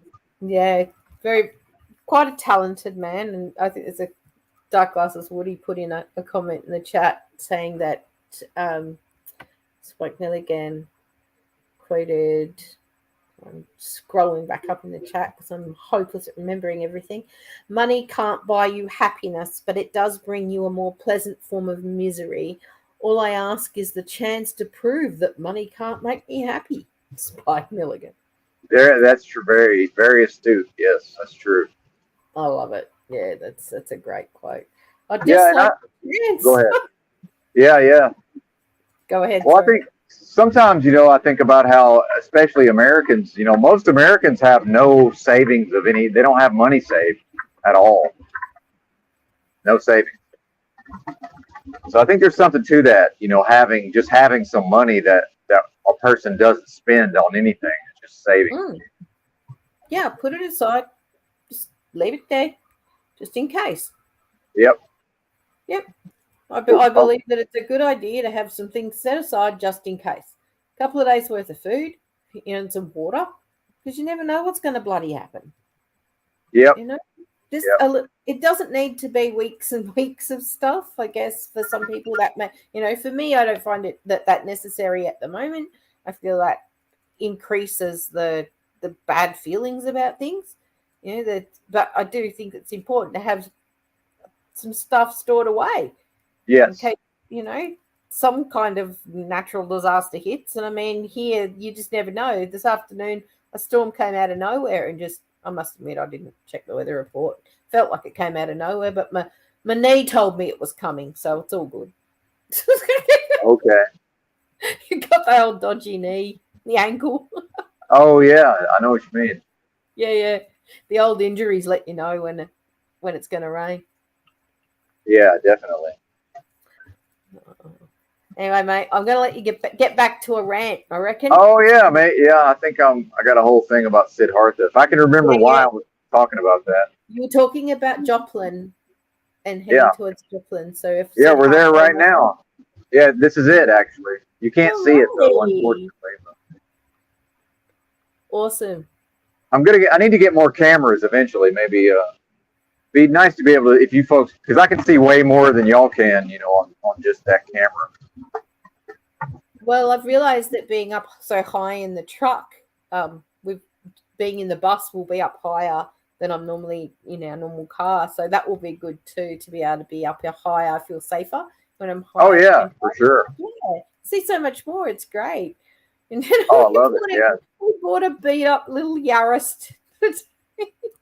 Yeah, I like driving. I don't get tired of the driving. There's other things about the job that wear on me, but the driving is not a problem. Yeah, it's the people at either end, mate. Oh my God, these people are crazy. They're just literally crazy. It's spiraling downwards. Yeah, and especially with all this crazy stuff in the news, these small town people they're like they really think they're under attack. Yeah. And now they're looking at me like maybe I've got, like the guy was searching my truck to try to see if it had bombs strapped to it. Like, I'm not even kidding. When you drove into that the other night, that bloke, Yeah. he had like that full flashlight on. I thought, what's this dude? Is he a security guard? And then you come in and he's like flashing the flashlight under your truck. I'm like, what's he looking for? Yeah, he's looking for bombs because they're all these people watch the TV news and God knows what they're doing on TikTok. I'm not even on TikTok, but planking. Are they still planking, or is that like years ago? I think I'm a bit old. Oh yeah, no, I just mean the news. I think they're putting out a lot of news blurbs. I think they've got because these are all right wing people out here in the country. They all fell for it's all QAnon MAGA people like across the board. Yeah, so they really believe all that stuff. Like they believe it. So when the news is talking about, all this stuff that's going on in America with the chemical spills and just all of it happening, like they really think we're under attack from China. Like they believe it. Yeah. So now I'm interfacing with people and they're on drugs. When I went back later, because I went there twice that day. And when I went back later, the guy I ended up cussing him out. I just said, fuck you, like real loud to him twice because he was just being crazy. But he's like on drugs also. I could see it in his eyes. It's like, oh, he's on pills, man. He's on fucking pain pills. Which that's okay, but leave me alone. Good Lord, man. And they're all on meth out there. Probably on meth and pills. But I'm the crazy one, Like, what are you talking about? Yeah. I can only deal with so much before I'm just like, this is nuts. I'm out of here. Yeah. So I just left. Give him the bird and just drive off. Yeah. Which the company's confused about what's going on. I'm just like, I don't know what to tell you. These people are crazy. And then, they want to get my version and I won't even tell them. I'm just like, look, whatever they told you is probably pretty accurate. Just realize that they leave out the parts that make them look bad. But I'm just here to tell you they're fucking crazy and I can't deal with it. So, you figure it out. I'm not here to try to recount now I got to try to come up with some narrative. It's like, no, whatever they told you, if they said I've dropped I cussed them out or whatever, that's probably what happened. But and some of my companies said, achoo. Yeah, there you go. Amazing. Yeah. Achoo. Well, and I'm speaking their language anyway. It's like, it's crazy.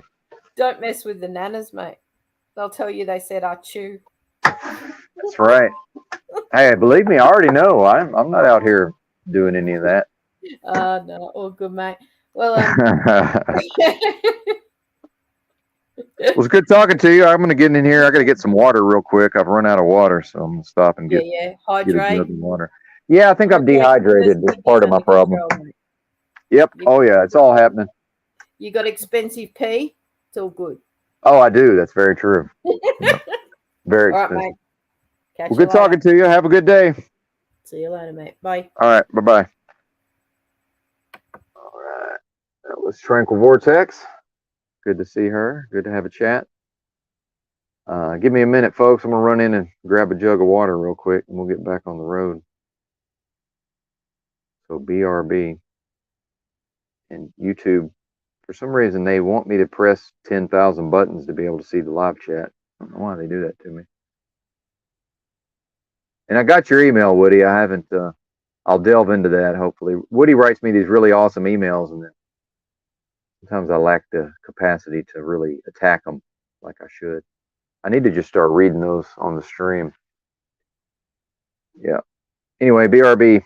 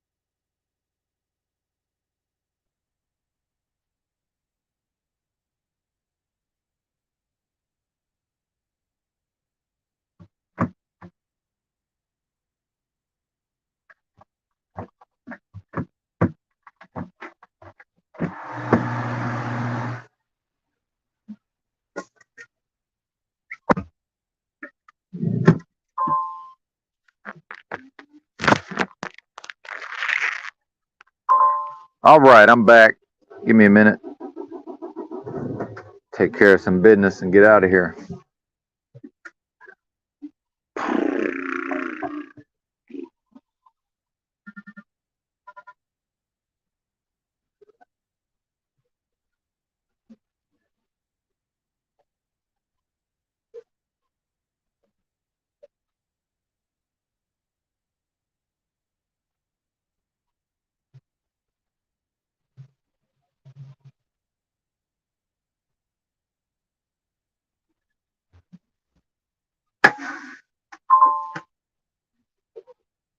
All right.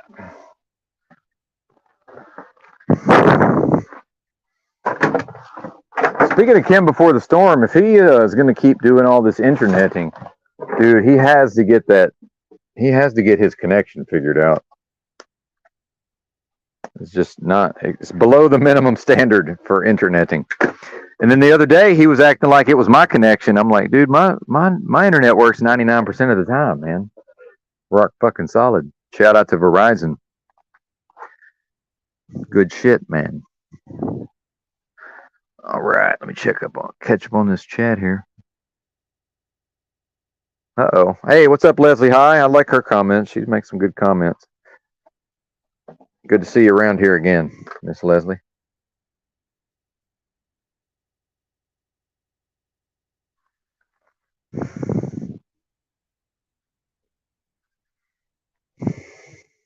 Oh yeah, I'm gonna learn all that Aussie slang eventually. The Aussie ease. I'm gonna figure it out.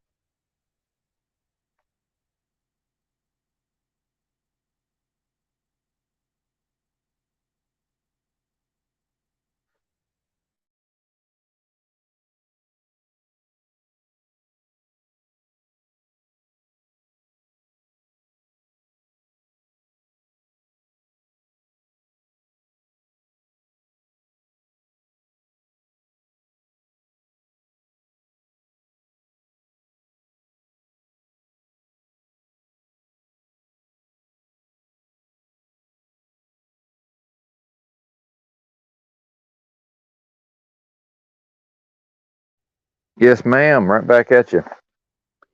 Yeah, now I'm regretting sleeping so long. I think I should have just woke up and then I could have watched all the live streams last night. Every time I sleep too long, it just messes me up. Oh, all jacked up. All right, let me chug this water and get back on the road.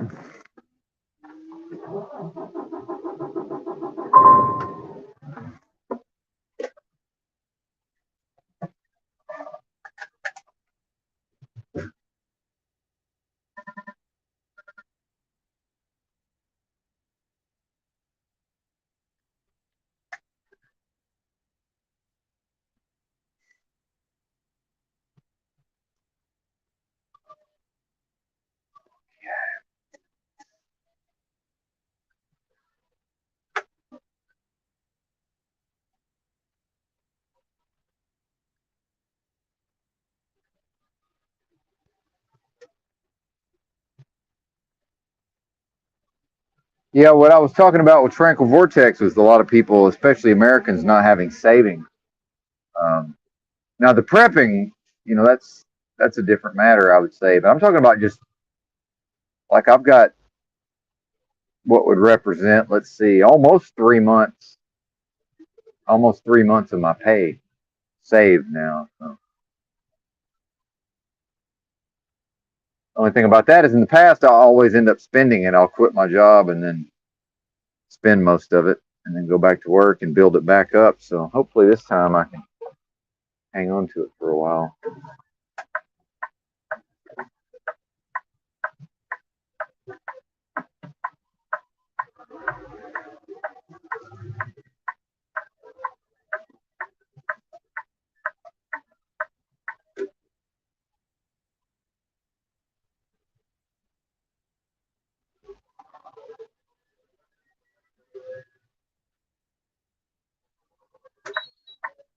My dispatcher was off.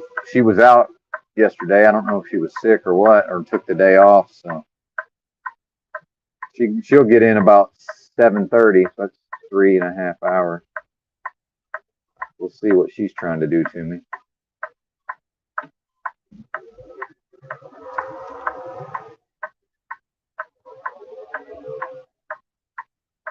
I ain't feeling it today, y'all. I can tell you that. I am not feeling it.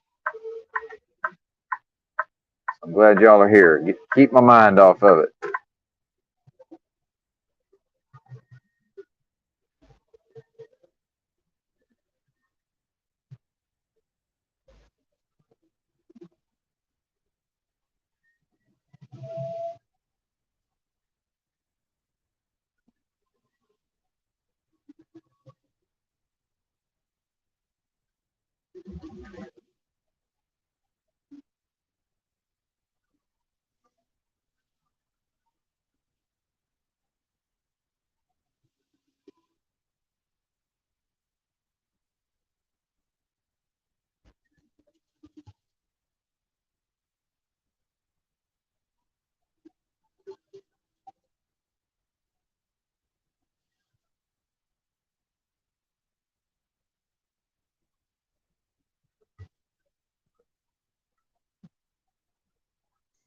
So I wanted to get back into the racial stuff with Kim and the cultural context.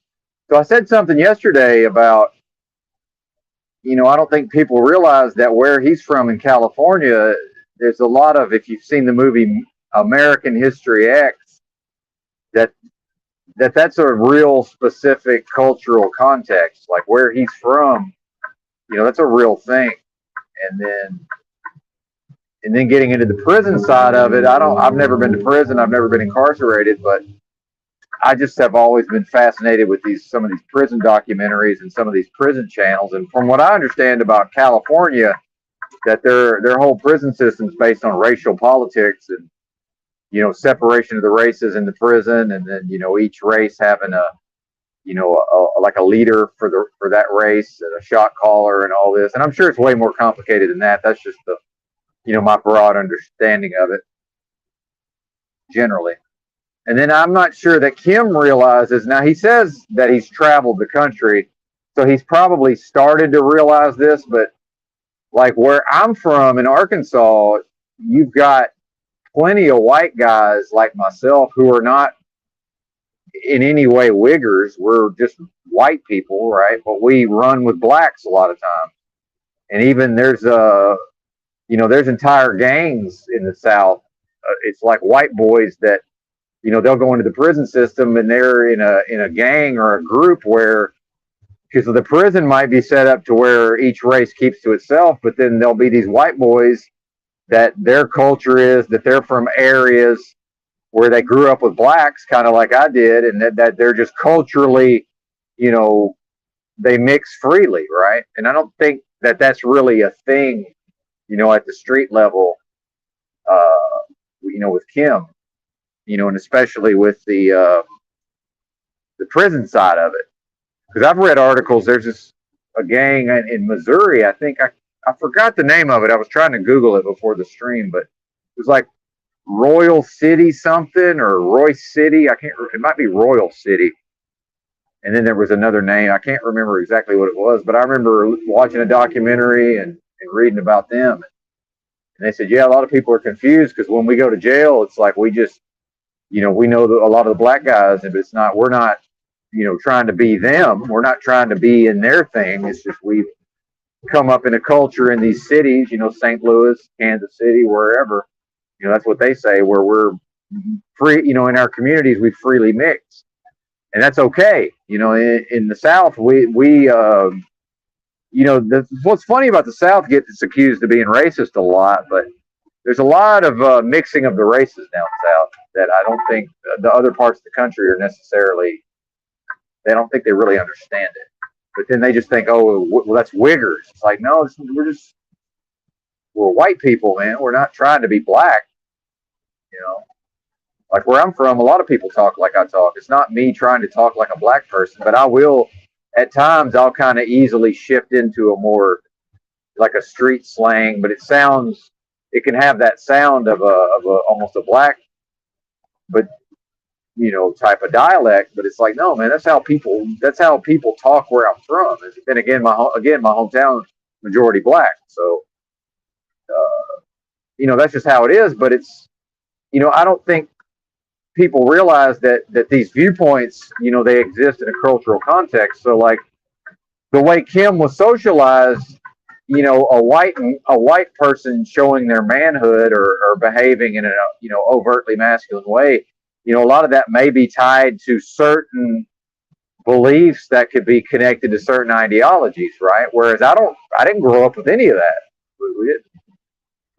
Go to Arkansas and Mississippi. We don't have Nazis and skinheads. Like I shaved my head in high school, or in college. I mean, it didn't have anything to do with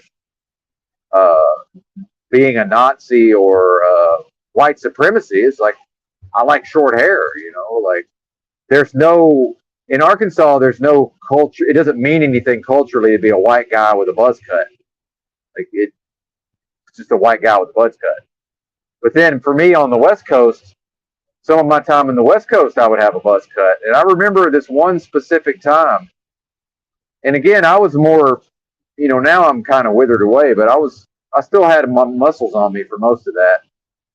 So I'm, fairly you could tell I had something to me, and I'm sitting there on the BART in San Francisco, actually probably coming across the bay, from Oakland or from Berkeley probably, or to Berkeley, one of the two. And one of the Oakland stops, I'm just sitting there next to the door, probably early in the morning, probably, I don't remember. I'm just sitting there with my white boy, my shaved head, and the door's open, and some drunk black guy, younger than me though, in his 20s, he stumbles on, and he almost but he looks at me like first, and I can see he's starting to say something to me. It's hard to explain, but I'm immediately detect that he's thinking I'm like a racist white person.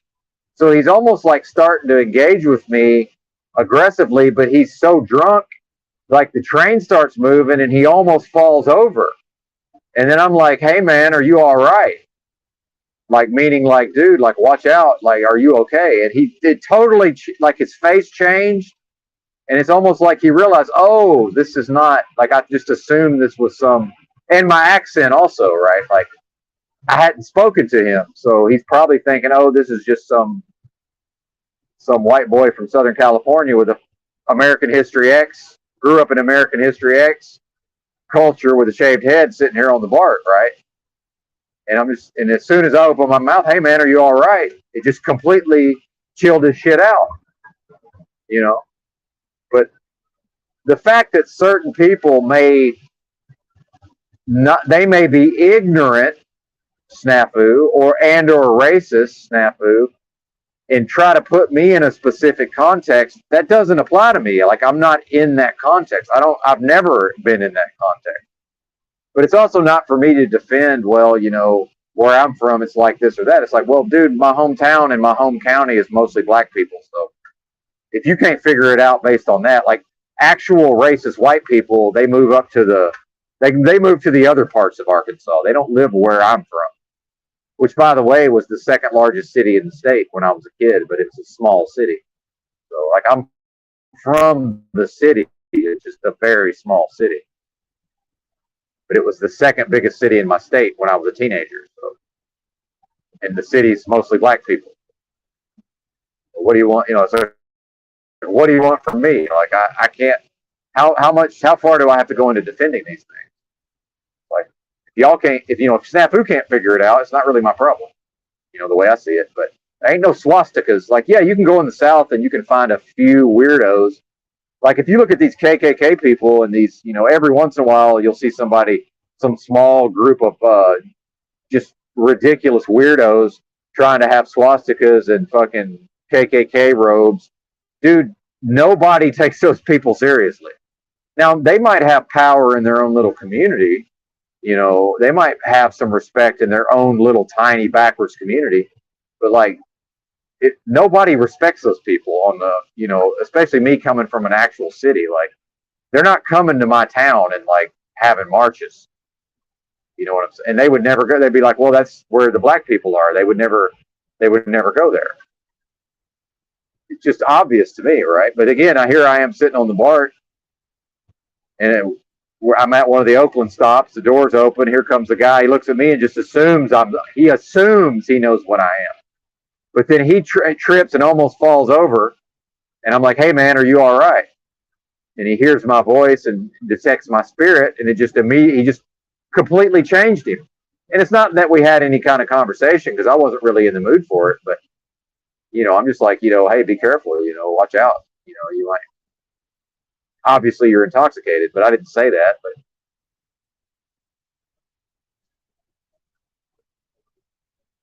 and I do give off some of the cop vibes. And I don't know if people know this, but there was a famous case where a cop executed a black man right there at one of those BART stations. Might have been the same BART station for all I know. Got nothing to do with me. Shout out to Bay Area Rapid Transit, by the way. Not always so rapid. In fact, my last trip to the Bay, I took the ferry for the first time. There's a ferry from San Francisco to Jack London Square in Oakland. And I had never really, I'm more of a Berkeley type of guy, so I never spent much time in Oakland. So it was early in the morning, and I said, well, shit, I'm going to take this ferry over here. And I know Oakland is known for their street art, and I'm a big fan of street art. and graffiti. So I had a lovely time walking from Jack London Square all the way up to El Cerritos. I believe it's El Cerrito or El Cerritos. I think it's with an S. Transit Center, where I took. Where did I go from there? I think I went to. Where would I have gone from there? You know, I don't even remember. Another thing I loved about the West Coast, all of these interconnected transit systems. It's really easy. As long as you're not in a big fat hurry, as long as I'm not in a hurry, it's easy to get from place to place. And in fact, I found it was possible to go from Santa Barbara all the way to San Francisco on local buses. But I did not want to go through San Jose, so you end up walking part of the coast if you take the coastal route. Now that may not be the case anymore, but yeah, I love Cali, man. So I've experienced some of that culture that Kim is from. But that movie, I think, helped me the most to really see, because I could tell, like, this is a real thing. Like, this is really how, like, it's a movie and it's fiction, but, like, this is really how it is, you know. It's on some level, especially for somebody Kim's age. Like, maybe it's not that way now, but when he grew up, you know, in the mean streets, like, that's the environment. So I can understand, I can sort of see where he's coming from with some of the racial stuff. But then it's like, can he see where I'm coming from? Like, you know, I'll go to my hometown right now and just go right into the hood. It's like, it's not that I know people. It's like they can tell based on what I put out. They can tell that I belong there and I know what I'm doing. And I'm not there at 2 a.m. selling drugs. So I'm probably not going to get shot. You know, it's not, most of the gun violence is, you know, gang, drug turf wars.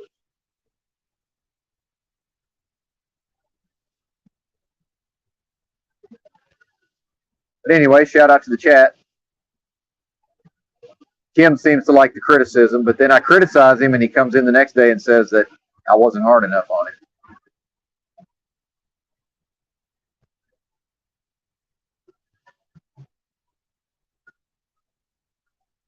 And the listening, you know, me and him had just more or less had some knockdown, drag out arguments. And again, here's what he said is that, you know, Kim has said for himself that I'm paraphrasing. So this was, and I want to make it clear, this is my understanding of what he had said, you know, that he more or less needs to respect a man, you know, on a certain level. So probably the fact that we had these knockdown, drag out arguments, that probably served that purpose. So hopefully I don't have to have any more knockdown, drag out arguments with you, because I really don't have the energy for it anymore, to be honest with you.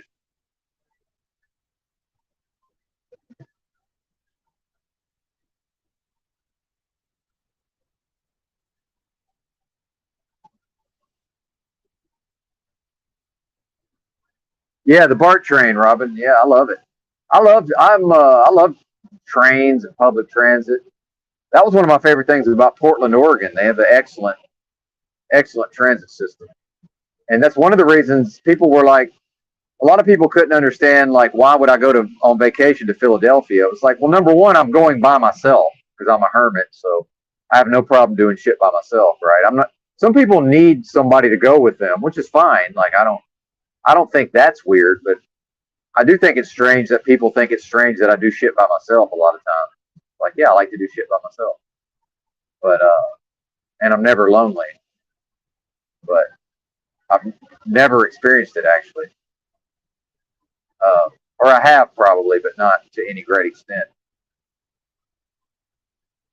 Where am I at here? I'm going to make sure I don't miss my exit. 33 miles to exit 69. Actually, exit 283 to 69 south. Oh, but I do want to get into astrology. I'm going to have to get into Kim's astrology at some point. I'm getting a lot of water vibes. But I could be wrong.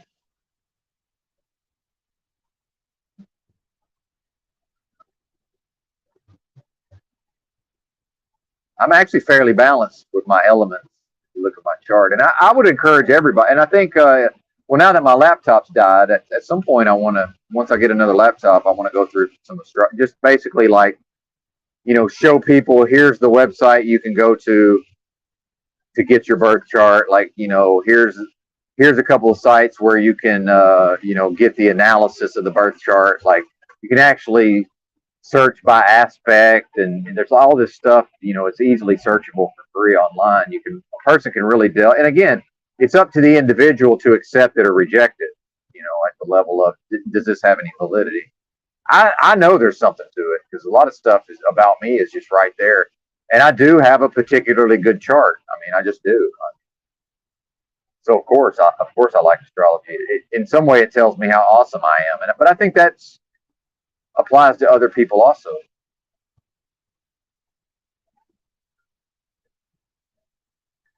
But I seem to be fairly balanced with my elements. So I'm not, Sun in Leo, but I don't have just I don't have a dominating amount of fire in the old chart, which is good. But then I've got a lot of earth through the Virgo, but then it's still not the dominant element. There's something to all of that. But again, like I say, it's up to the individual. And I know I'm all over the place, but my nerves are I'm shot. My nerves are shot. I feel like my system's it's like I'm trying to go into my adrenaline, but I'm not able to almost. That makes it's difficult feeling to describe, and I think I've had some nerve damage, so some of this is just literal healing. I'm on that lion's mane mushroom, among other things. That's supposed to help with the nerves. Ginkgo as well. Ginkgo and ginseng are all supposed to be good for that. I'm on all three of those, and cordyceps mushroom. Coffee. That'll affect the nerves, right?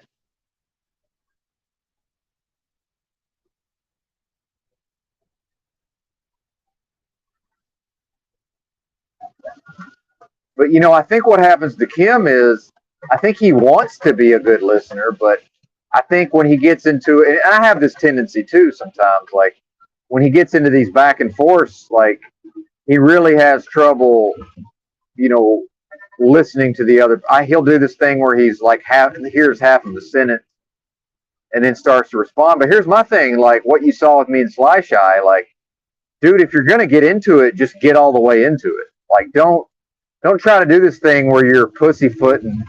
And I'm talking to Kim now. Don't do this thing where, and I don't think I'm supposed to give advice, but he has asked for my credit. So this is me giving Kim criticism that I believe he's asked for. But I really control myself at the level of I think it's ridiculous me even giving advice. Honestly, I do. But this is what I've noticed is, like, with me and Sly Shy, I just let her have both barrels. Like, it's like, once we're there, I'm there. Like, it's not like, oh, Benton doesn't know how to listen. It's like, oh, I am listening. I'm actually hearing what she's saying, and I'm just rapid fire, just batting it all away. Like, that's that is the verbal battle, right? But I think what I see in Kim is he's like halfway having a verbal battle, but he's trying to have it in a context that seems like it's motivated by like friendliness, and we're getting along, and we're being constructive. It's like, dude, if you're gonna have the knockdown drag out, but you're doing it based on ideas, just go all the way with it. And it doesn't have to get to this place of, well, I can't deal with this type of person, and like, I didn't attack Sly Shy's character. It was purely based on ideas. Like, yeah, I think that's completely fine to have those sort of verbal battles, but I would recommend to people to keep it in the realm of ideas and separate it from the person, right? And the thing is, like, and this is difficult, and again, the medium is the message. It's hard to be able to, pay attention to the humanity of the other person over the internet. And especially, like, if you're only listening verbally, and you're not looking at Mitchell's physicality, right? Which I'm not looking. I'm driving. I'm not looking at somebody's physicality when I'm driving, for the most part. So I've had experiences in real life where I have been in a one-on-one situation with another man specifically who was a very sensitive type of person, but also not a pushover, not a, someone who was a rugged individual, somebody who was traveling around the country living out of a backpack. The fact is, Mitchell has lived a very arduous and difficult lifestyle for years now. The way he's living is difficult and hard by nature. He's not living a comfortable life. This is not a weak person, okay? This is a person who may possibly just come across in a soft, sensitive way, which is okay, by the way. That's nothing wrong with that. Not everybody was forced into being just a hard person. Not everybody has that in their personality to be a hard person. Like, I want Kim to watch that movie Bronson. It's like, I think he'll resonate with that movie. It's like, yeah, man. Some of us, there's an appeal in being a hard motherfucker. But at the same time, it's like, well, that don't mean everybody out here needs to be hard.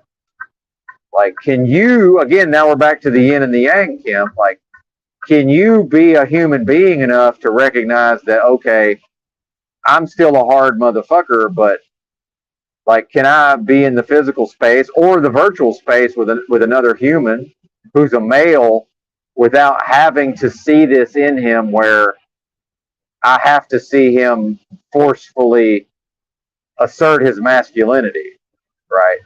Or can I trust that, well, probably I'm the type of person where if I'm encountering somebody who's literally living outside as a lifestyle, even though they come across in a soft-spoken, sensitive manner, can I just accept that this is probably a hardened, tough individual?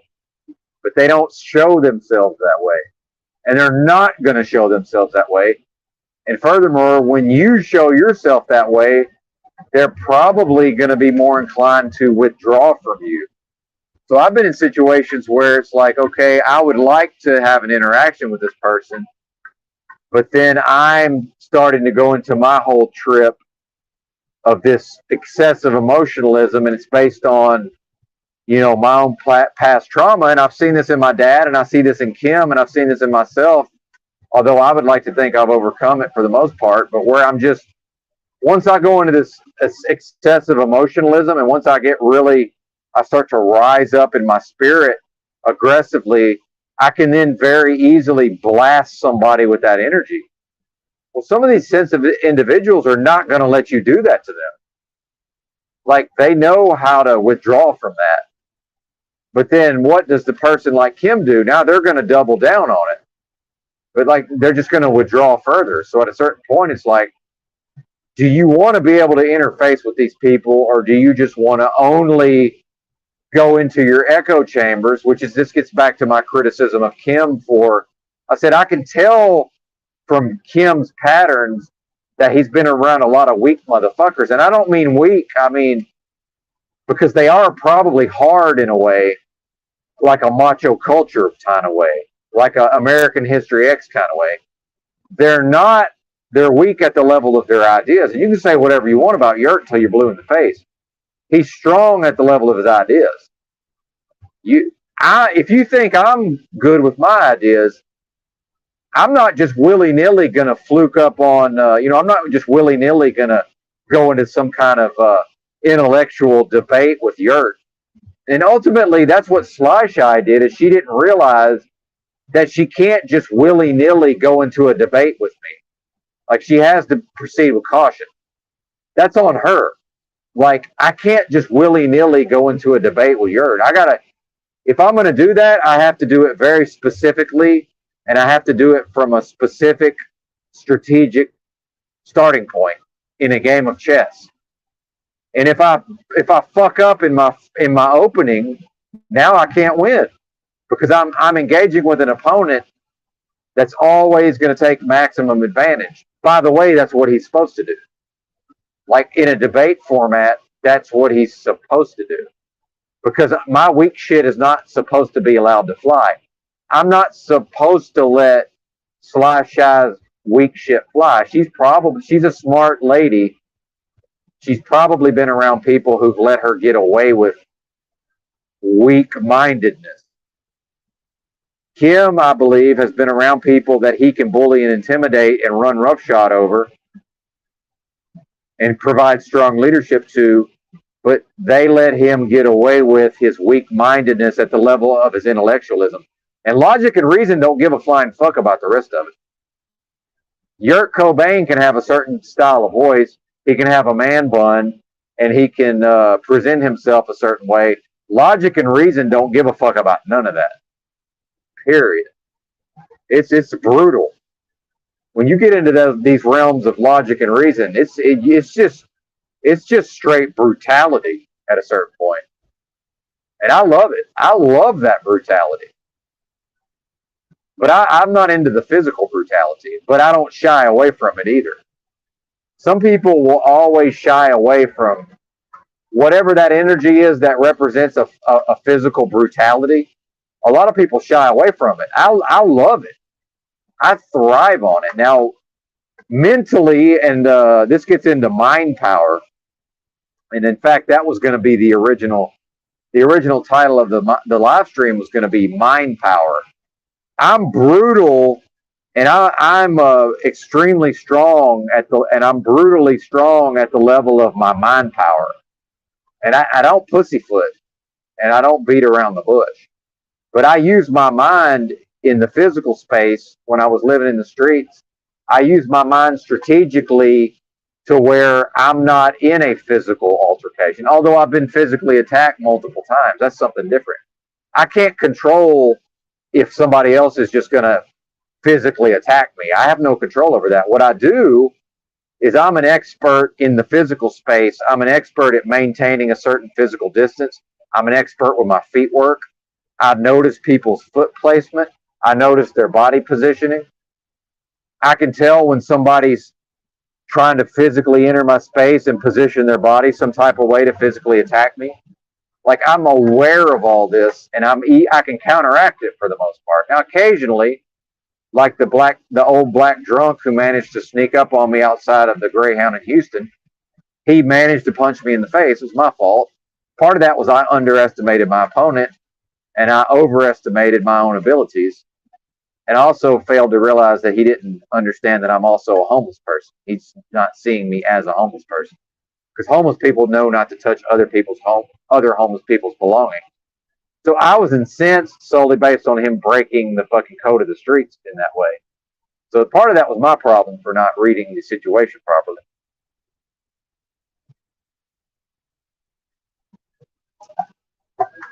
Which is fine.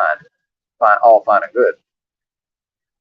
And, you know, the dude thankfully didn't have enough to him to be able to physically injure me when he punched me right in the face.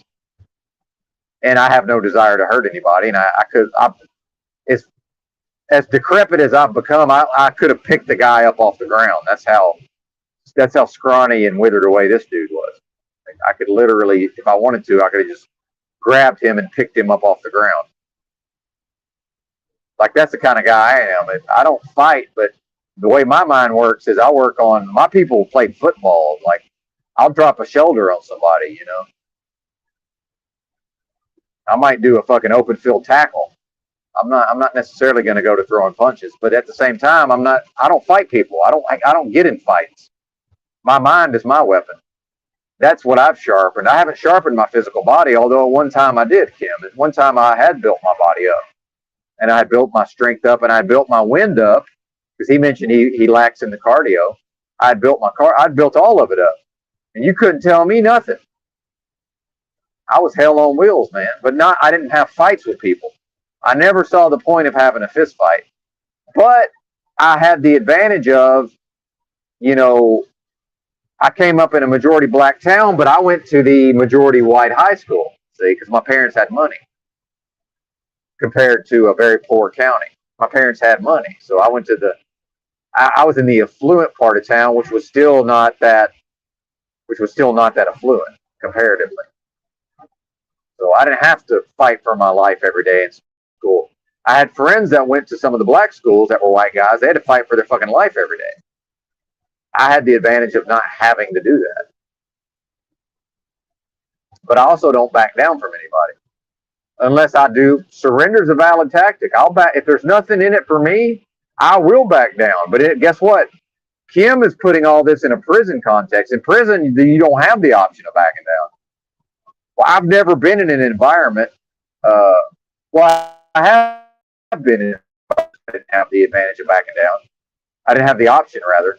So I was always able to project my mental will and to overcome the situation and to maneuver it to my advantage without having to physically fight anybody. Which I would say that's a thing all its own. That's a strategy, and that is art of war, by the way. There was this one time, we had this tough black guy in my school, and he got to be our, it was like the first half of my senior year of high school, and I was running the streets back then. I was involved in a bunch of foolishness. I was starting to get in trouble with the law. Thank God I never had any, I never had any actual legal consequences, but I was rootin' tootin' full of testosterone, and I was a very aggressive male. And there was this black guy in my school who was a good fighter, and he was very aggressive. And I didn't do nothing to him, but he had this series of where he was just more or less, one by one, he was beating up all the tough white guys in school. And again, it was a majority white school. Well, some of this is based on that the other tough white guys weren't smart enough to know how to maneuver through him calling them out. Well, one day, he made it known he was coming for Benton. And I'm like, oh shit, I'm not fighting this guy, but I'm not scared of him. I knew how to deal with bullies, and I knew how to, but I could tell he's going to try to catch me after school, and he's going to try to punk me into some situation where now I'm really not able to back down. Well, guess what? I had a car, and I was on, work release where they let me out early because I had a job. I just went and got in my car and left at the end of the day. Because I knew that he probably knew, where and when to try to catch me. I just left early and they came back the next day, and it was just completely forgotten about. Nobody brought it up. Nobody mentioned it.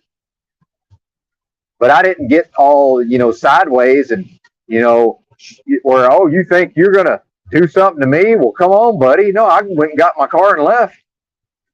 There's nothing in it for me to have a fist fight with this guy that, maybe I could fight him to a draw. Maybe. And probably he's going to beat me up. But I'm also not scared to fight him. It's like, well, why would I fight him? It doesn't even make sense.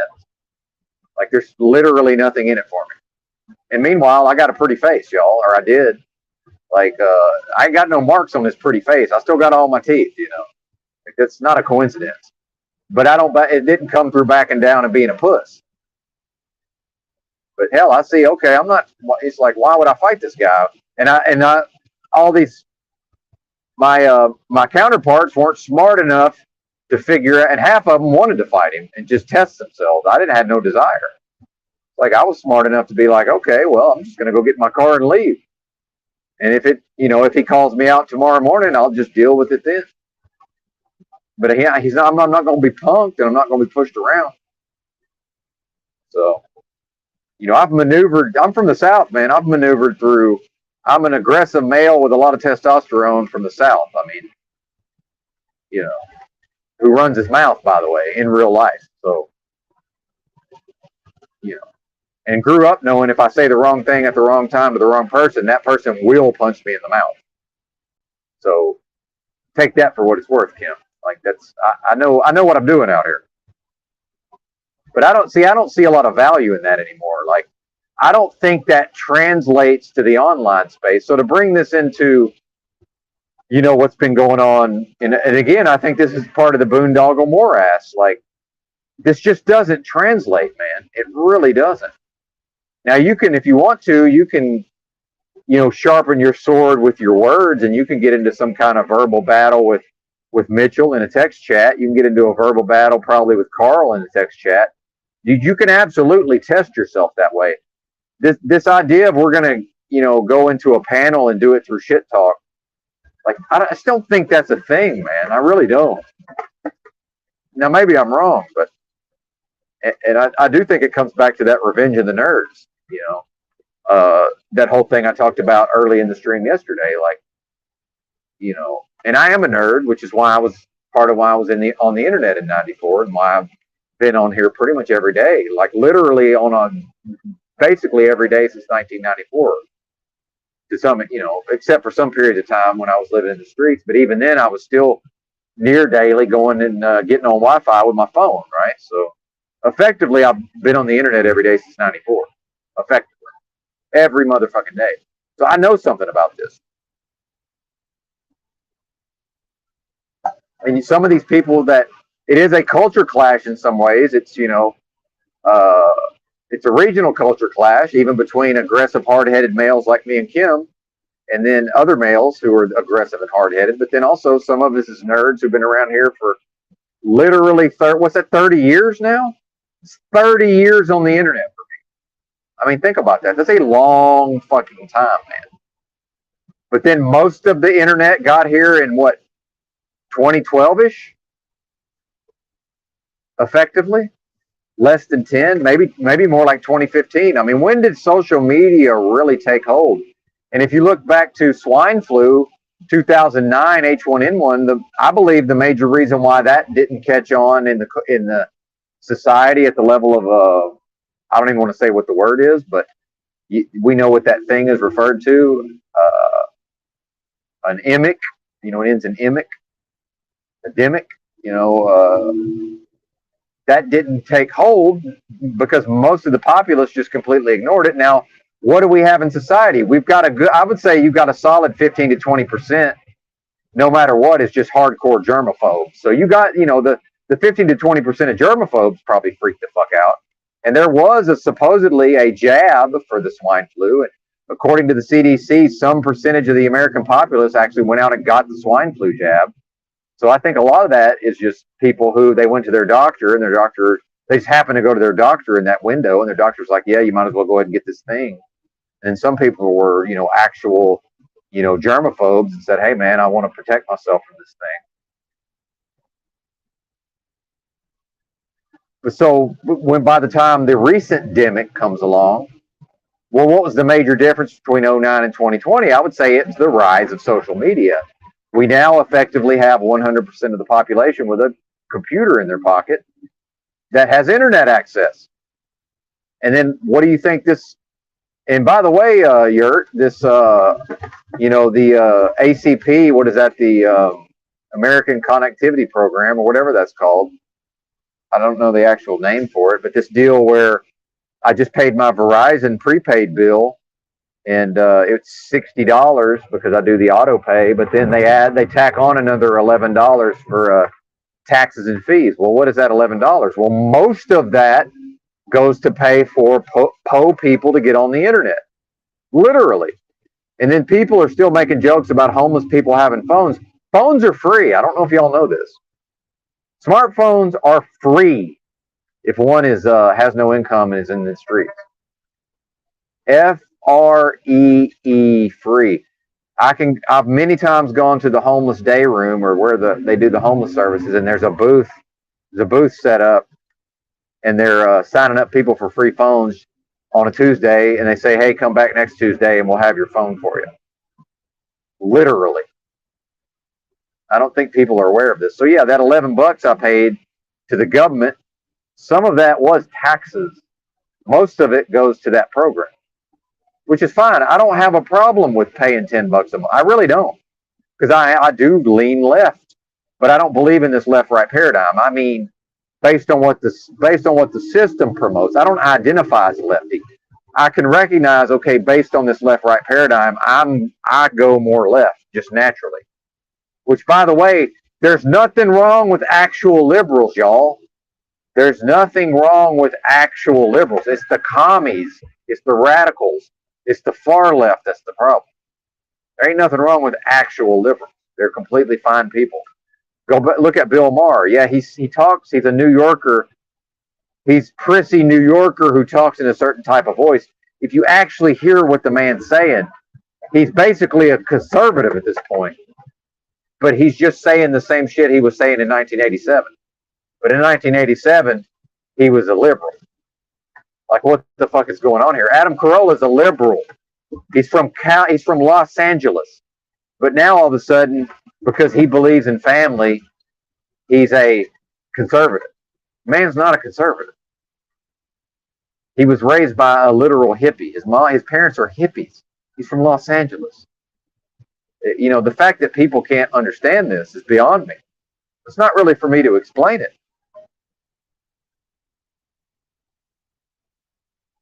But as soon as I hear somebody's from Los Angeles, that's how I know he's not a conservative. They don't grow conservatives out there. Now, they do grow some conservatives down in San Diego, you know, Orange County. That's sort of a I understand that anthropologically and culturally and sociologically, I understand some of these regions. You do have some actual concern, but again, I say that conservatism doesn't even exist. So, you know, what are we even talking about? You gonna tell me San Diego's not a Democrat-run city? I mean, who's elected to the city council there? Is that Republicans? I don't know. I haven't looked into it. I know at one point I took a couple of hours out of my life and I went and researched all the cities in Texas, and I realized that there's no city in Texas with a majority Republican elected officials. You know, if you look at the mayor and the city council and whoever, you know, the county people are or whatever, there's no region of Texas that's over like 150,000 people that's not run by Democrats in a supposedly red state. And Texas is going blue, by the way. I firmly believe that. That is going to happen. Texas, and once Texas goes blue, it's not going red again. It will go blue and stay blue. And people also don't realize, let's get back to the racism. The Deep South used to be blue. I don't know if people realize this. And now they think, oh, MAGA and conservatives and QAnon are racist. Well, George Wallace was governor of Alabama, and he ran as an independent for president in 1968 on a segregation platform. He's governor of Alabama. And before he was elected to governor as a Democrat. These people were Democrats historically. Orville Faubus in Arkansas was the governor during this Little Rock deal where they integrated the schools in Little Rock, and the president, whoever was president, ended up calling in the National Guard and all this. And Orville Faubus stood down because, you know, he wanted to get reelected. Well, guess what? Orville Faubus was a fucking Democrat. This is not a Republican doing this. It's a Democrat. I'm pretty sure. I would have to double check that one, but I'm almost certain he was a Democrat. I'm certain Wallace was a Democrat. These were not Republicans doing all of these things.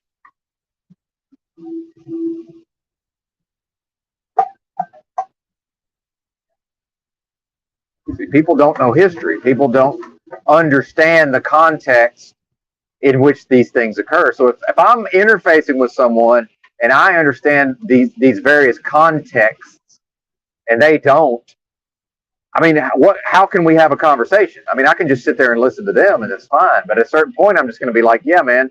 Yeah, Kim, it's Confessions of a Hitman, Economic Hitman. Like, do we really have to just sit here while you describe something and we can just all click on a YouTube video and we can watch 45 minutes of the actual person who went and did a lot of it for the CIA? We can just hear him describe it.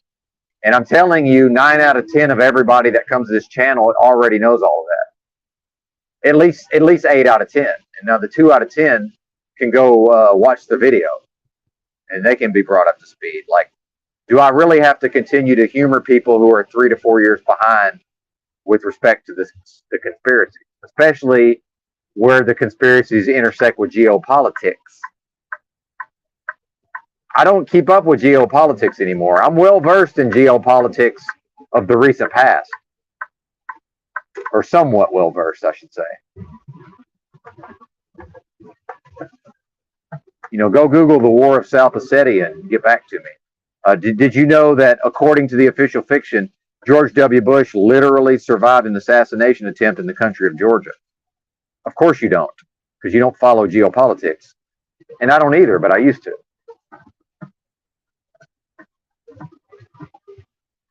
Oh, by the way, this is where the convoy met up. If anybody remembers, this was a convoy stop.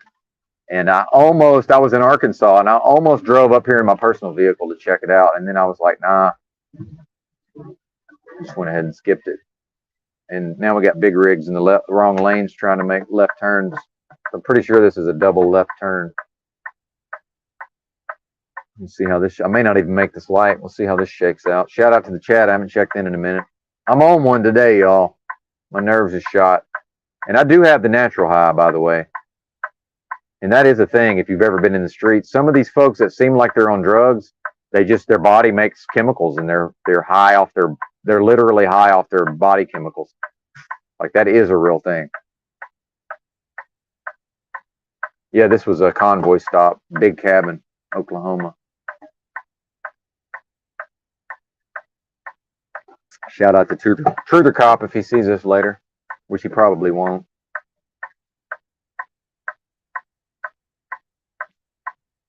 And I'm putting this out to the universe.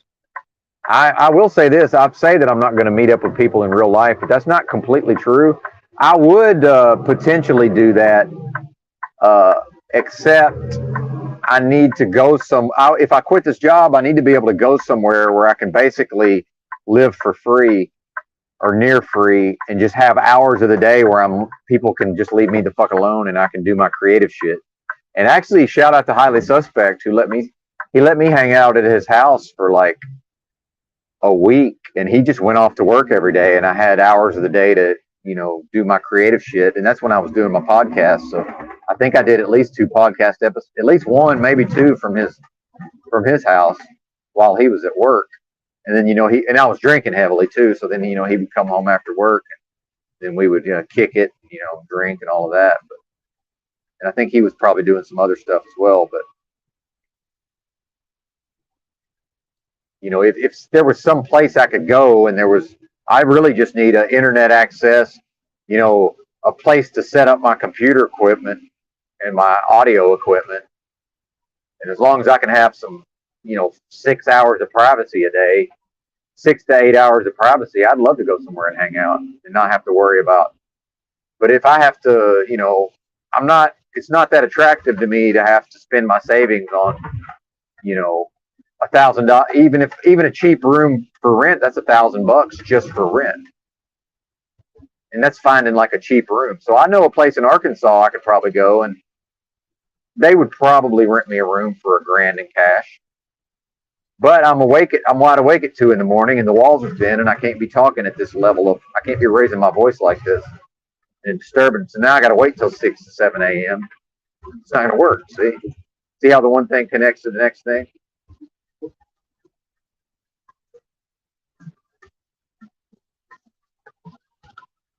We don't speed through Oklahoma. This is called How to Avoid Speeding Tickets. Well, it's going to be 70 miles an hour at some point, but it's called you don't go 65 in the 55 in Oklahoma. You just go maybe 58.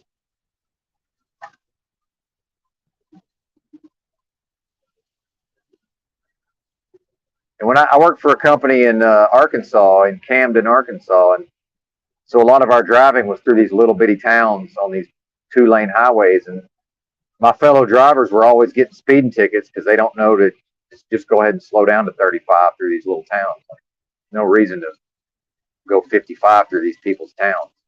It's fucking stupid. Why would you do that? Or not you, but why would they do that? But they do.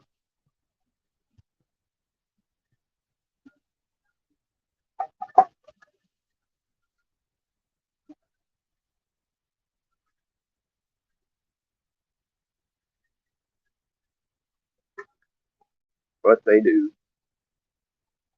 And, you know, worst case scenario, I can always go, can move down near where my dad is in Arkansas and haul logs, you know, timber, trees. But all those trucks are manuals, man. I've gotten lazy. I just have no desire to drive a manual truck. I mean, I can, but I just don't want to. And just dealing with those bozos, it's still a really old school mentality out there. It's a bunch of Trump tards and a bunch of Q tards. At a certain point, I'm going to start. I don't know. I don't spurg as bad IRL now that all the demic the Dimick stuff has died down. Although I think we got another one coming, I really do. But hopefully that'll be a while before that occurs. Hopefully. This road is fucked, ain't it? It's funny because going north, the road is not that bad, but coming south is just terrible. I'm remembering this is why I usually don't, even though I go north this way sometimes, I'm actually remembering this is why I usually don't go south this way. I should have went all the way through Oklahoma City. Even though it takes longer, it's going to be awful. This road is just fucking terrible. But only southbound. Northbound's completely fine.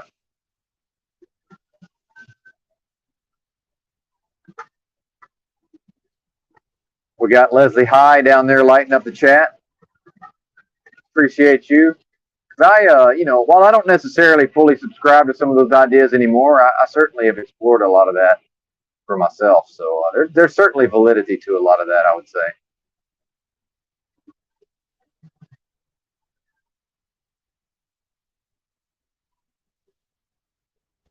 I like a lot of that new, what could potentially be referred to as new agey ideas.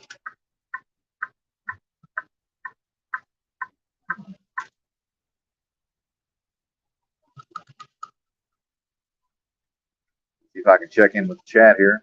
Shout out to 20 in the live. I don't know what Snafu's doing,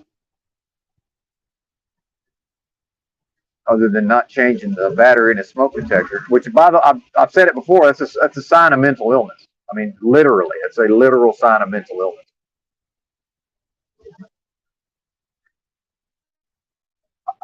Anybody who can remain in a physical space for days and days and possibly weeks and months with a smoke detector chirping every 2 minutes, that's a bad sign. It says a lot about somebody's mentality.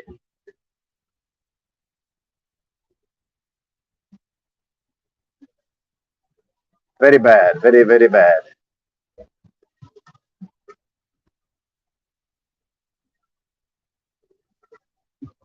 And at some point, I haven't done this yet, but at some point I'm probably going to upgrade the StreamYard, and I'll be able to have multiple administrators.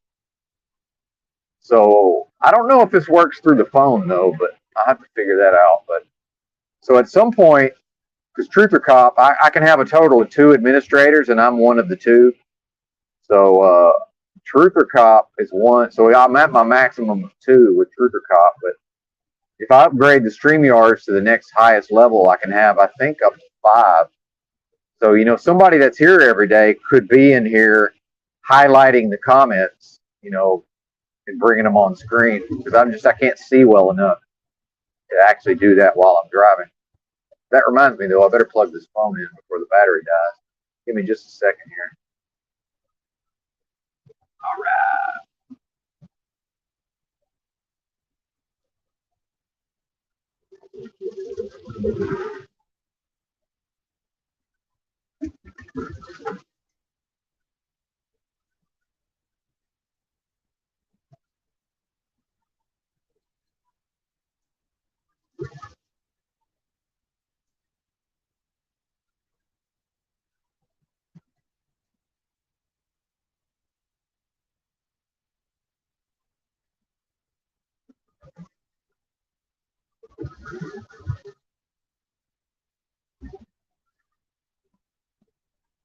Oh, man.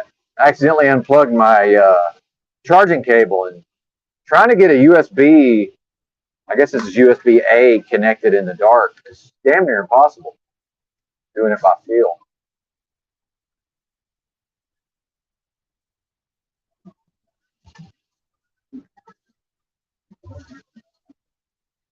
This is just hilarious at a certain point. Very bad design. Very bad design.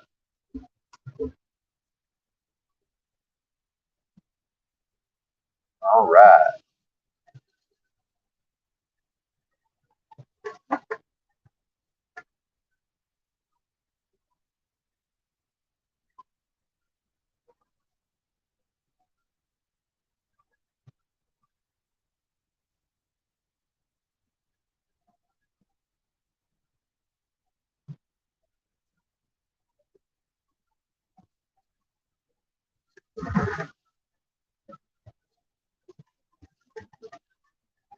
Dude, this road, man.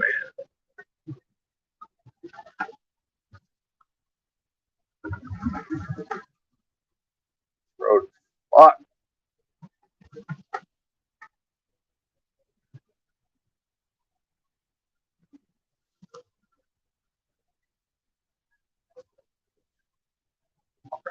Make sure we're charging here. Looks like we are. Shout out to Music Holds a Secret. Yeah. Yeah. Number Truthio, number Pogo. Right. Oh, I think I'm coming up on my fuel stop actually. Oh no, I'm not. This is where I wanted to stop and go to Walmart though. I believe. Or is it? Or maybe I'm confused. I think I'm confused. Yeah, I am. Never mind. Yeah, fuel stop, then Walmart. Okay, that's right. I did my trip planning yesterday. So.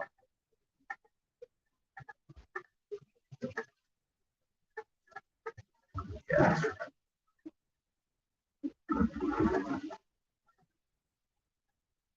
Excuse me.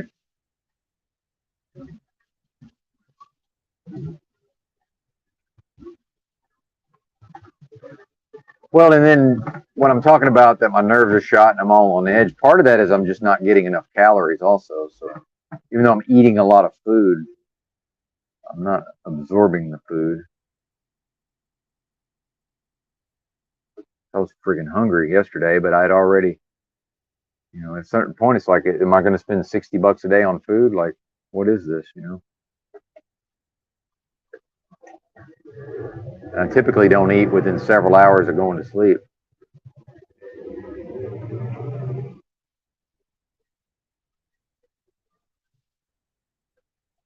Yeah, privately owned government operation. Well, and I do want to get into it with him over the Benito Mussolini concept of the state. And the fact is, it's all government, man. Like it's all the state. There is no private. The privately owned doesn't even mean anything anymore. Like it's just all one thing. I don't think he's come to this conclusion. I don't think he's realized this yet. The dude, yeah, I mean, you can say pogo till you're blue in the face. It really has no meaning. And I'm one of the few people who probably understands that. And actually, that day that Paul and Yurt had their big deal, over on Yurt's channel, and Snafu kept going off about the pogo stuff, and I came on there at a certain point and was like, "Look, man, I can just debunk them. I can debunk all this pogo stuff. All you got to do is go read the stuff that Mussolini supposedly wrote." And he lays out the case for, dude, it's all the state, man. As far as the state is concerned, under authoritarianism, as far as the state is concerned, everything's the state. There's no such privately owned doesn't exist. Now I understand it looks to be privately. It's like a pseudo, it looks that way, but effectively it's not. Effectively it's one holistic authoritarian system. Like it's like you can't tell where the government ends. Like it's literal corporate fascism. It's almost impossible to tell where does the corporation end and where does the government begin and vice versa. Like I think that's been obvious for a long time, but some of these folks are literally years behind and just haven't realized this yet. Like you can go back to, and Snafu tries to claim credit for, having some sort of dealings with Alex Jones. Like go back to the Obama deception, Alex Jones Obama deception. That I'm pretty sure some of the material in that documentary revolves around corporate fascism, the actual merger of the corporations and the government. Like how can you mob around talking about pogo and it's like, but the private is merged with the government. So like, what are you even talking about? One thing, man. It doesn't even exist. It de facto doesn't exist. It sounds like it does. No, it doesn't.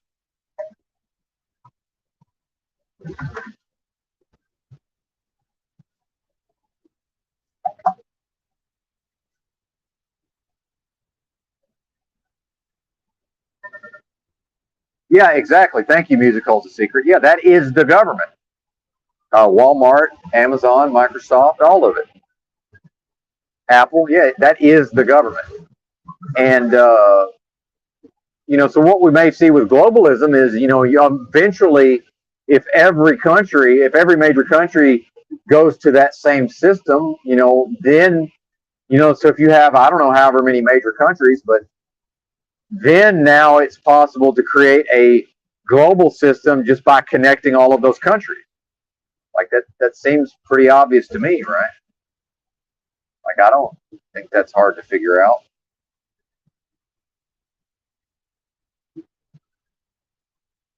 Seems pretty obvious to me.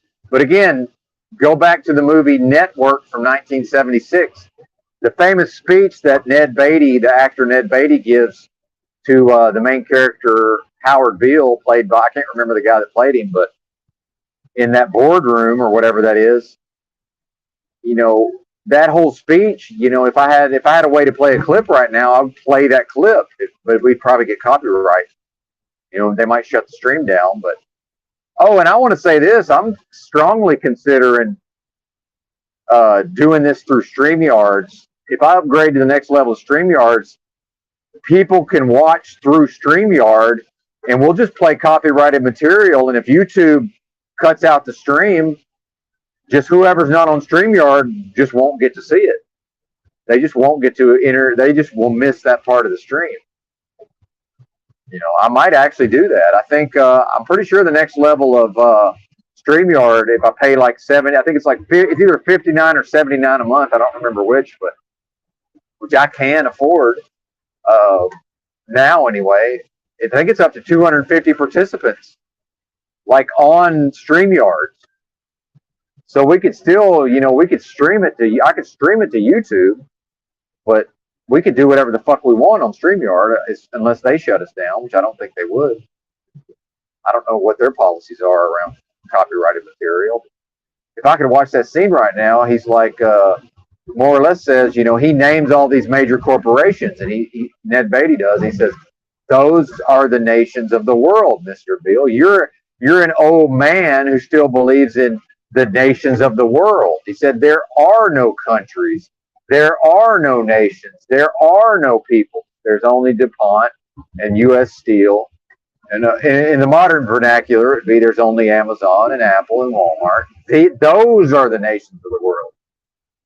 Also the governments, because the government itself functions as a corporation. And why are people mobbing around, like chickens with their heads cut off, going about the United States is a corporation. The United States, it's all a corporation. Your local city's a corporation. Your fucking county's a corporation. Your school district's a corporation. It's all a corporation. It's all corporations within a corporate structure. That's what this is, man. It's all corporate. It's all corporate. That's literally what this is. Like, that's not hard to figure out, is it?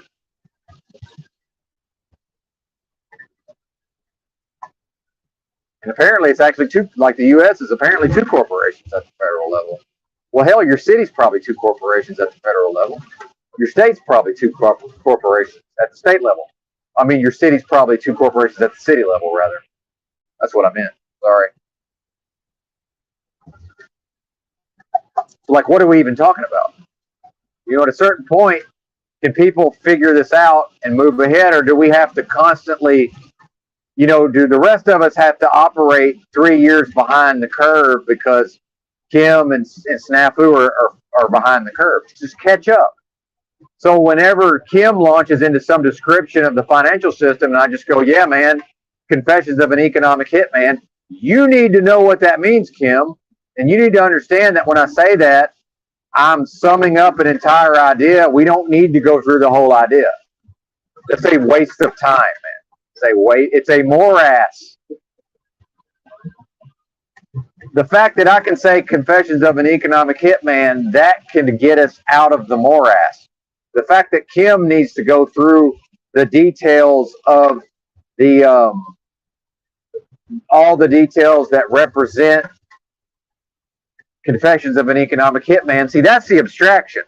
Confessions of an Economic Hitman, that phrase, that's the abstraction of the larger concept. We're only ever going to be in a boondoggle morass. It's going to be a boondoggle morass until we can just accept, okay, there's ways to abstractly deal with these concepts. It's not for me to climb into people's brains and improve their ability to abstract. You know, mind power, Kim. The most powerful thing we know of, as far as I can tell, is a human mind. You've got one between your ears. Yeah, you're sharp, man. You're smart and you're sharp in certain ways. You're dumb as a box of rocks in other ways, man. You're fucking stupid in some ways. As am I. But can you, Kim, shore up your weak points mentally? Because physically, if it's going to come to the physical realm and having physical fights, you know what your weaknesses are, and you know how to shore those up. You know how to minimize your exposure physically. You don't have to, but it's incumbent upon you to do that mentally. And see, I can tell, Kim, from listening to you talk, I know that you're allergic to book learning. You're allergic to sitting at a desk. For whatever reason, something happened in your socialization process that made you repelled by the notion of sitting at a desk, cracking some books, putting a pen or a pencil in your hand, and taking notes and organizing your own material and thoughts. There's something about that you're repelled by. And whoever did that to you did you a great disservice. Because you are not going to win this court case if you don't sit at a fucking desk with a bunch of books in front of you and with the internet in front of you and a bunch of notebooks. And yeah, you can take some of those notes on a computer. You can type some of those notes into a computer. But some of that's going to have to be done with a pen and a paper. And the fact, if that repels you, so what? You know, get over it and do it. Just fucking do it, man. When I originally made my website and my first podcast, which was about relationships and dating, it's basically me inventing about 25% of MGTOW. No shit, like no bullshit. That was me inventing about 25% of MGTOW, what later became MGTOW, which wasn't even a thing yet when I did that podcast. I didn't know how to put a podcast on the website through an RSS feed and all of this. And I locked myself in a bedroom and I banged my head against the wall, metaphorically, for about 3 straight days. And at the end of the day, and at one point I just laid my head on the keyboard and was like, I'm never going to figure this out. Like I was almost just beside myself, like in tears, like I'm never going to figure this out. I was just bewildered and lost. And then I put my big boy pants on and I got her done. And it took about 3 straight days and I figured that shit out. So whatever you got to do, and maybe you will be brought to the point of where you just lay your head on the desk and be like in total despair, like, you know, I'm never going to figure this out. Yeah, you won't if you give up. You won't if you never do it. You will if you just sit in the chair, open the books, open the notebook, put the pen in your hand, get your computer out, make some notes. But when I'm saying you have to make a timeline and you're like, well, I already kind of did that. No, you either have a timeline on a piece of paper that you can hand to somebody or you don't. So if I was there with you and I said, hey man, let me see your timeline, you've either got a timeline on paper that you can hand to me or you don't. And you want to talk about men and manly shit, you can either do that or you can't. There's no faking that. So where is your timeline? I'm talking about pieces of paper, and there's a progression of events. On this date, the first thing happened. At this date and time, approximately, Kim before the storm was in this physical location, and then these people said this, and I mean, I'm talking about the whole fucking thing. You need that on paper. Now, you can have it in a text doc, you can have it in a document on your computer, but you also there's something about printing that shit out and having it in where you can just put it on the desk in front of you. There's something about organizing your ideas in that way. Now, that's how I learn. That may not be your learning style, but just like I have to go into the auditory realm sometimes by necessity, you have to go into this sitting at a desk studying realm, which, by the way, we associate that with school. And I recognize this because my ex-wife number 2 she was repelled by any form of studying. And I want to tell you a story from my life. Okay. So my ex-wife number 2 she was a Libra, very charming, very physically attractive for Arkansas. Again, for where you're from, Kim, she was just, in Arkansas, 9.5 is like she's a 7 where Kim's from. Literally, 7. A SoCal 7 is an Arkansas 9.5. That's just how it works.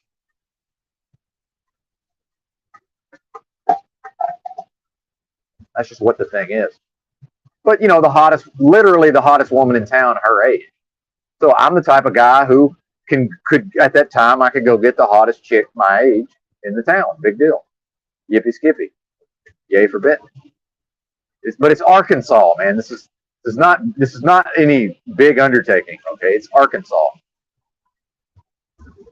So take that with a grain of salt. But so at a certain point, we were in Santa Barbara, and this is when I had gotten her to transition to this bohemian, homeless, living in the streets lifestyle, because I recognized that she would love the West Coast and she would enjoy a bohemian traveler lifestyle, right? And I knew she grew up on a chicken farm in Arkansas. She's certainly tough enough to do this. But at a certain point, I realized, she has a mental block when it comes to anything related to school. She literally has a mental block. But she's not dumb, man. She's not a dumb person. She's ditzy, but she's not dumb. And she can read a book. She liked to read, actually. She would read for fun in her spare time. Like, she knew how to read, man. But when you connect the reading and the writing to school, now she's out. And I think Kim has the same. I might be wrong, Kim, but I'm detecting that in you. I think you have a mental block around anything that you associate with studying.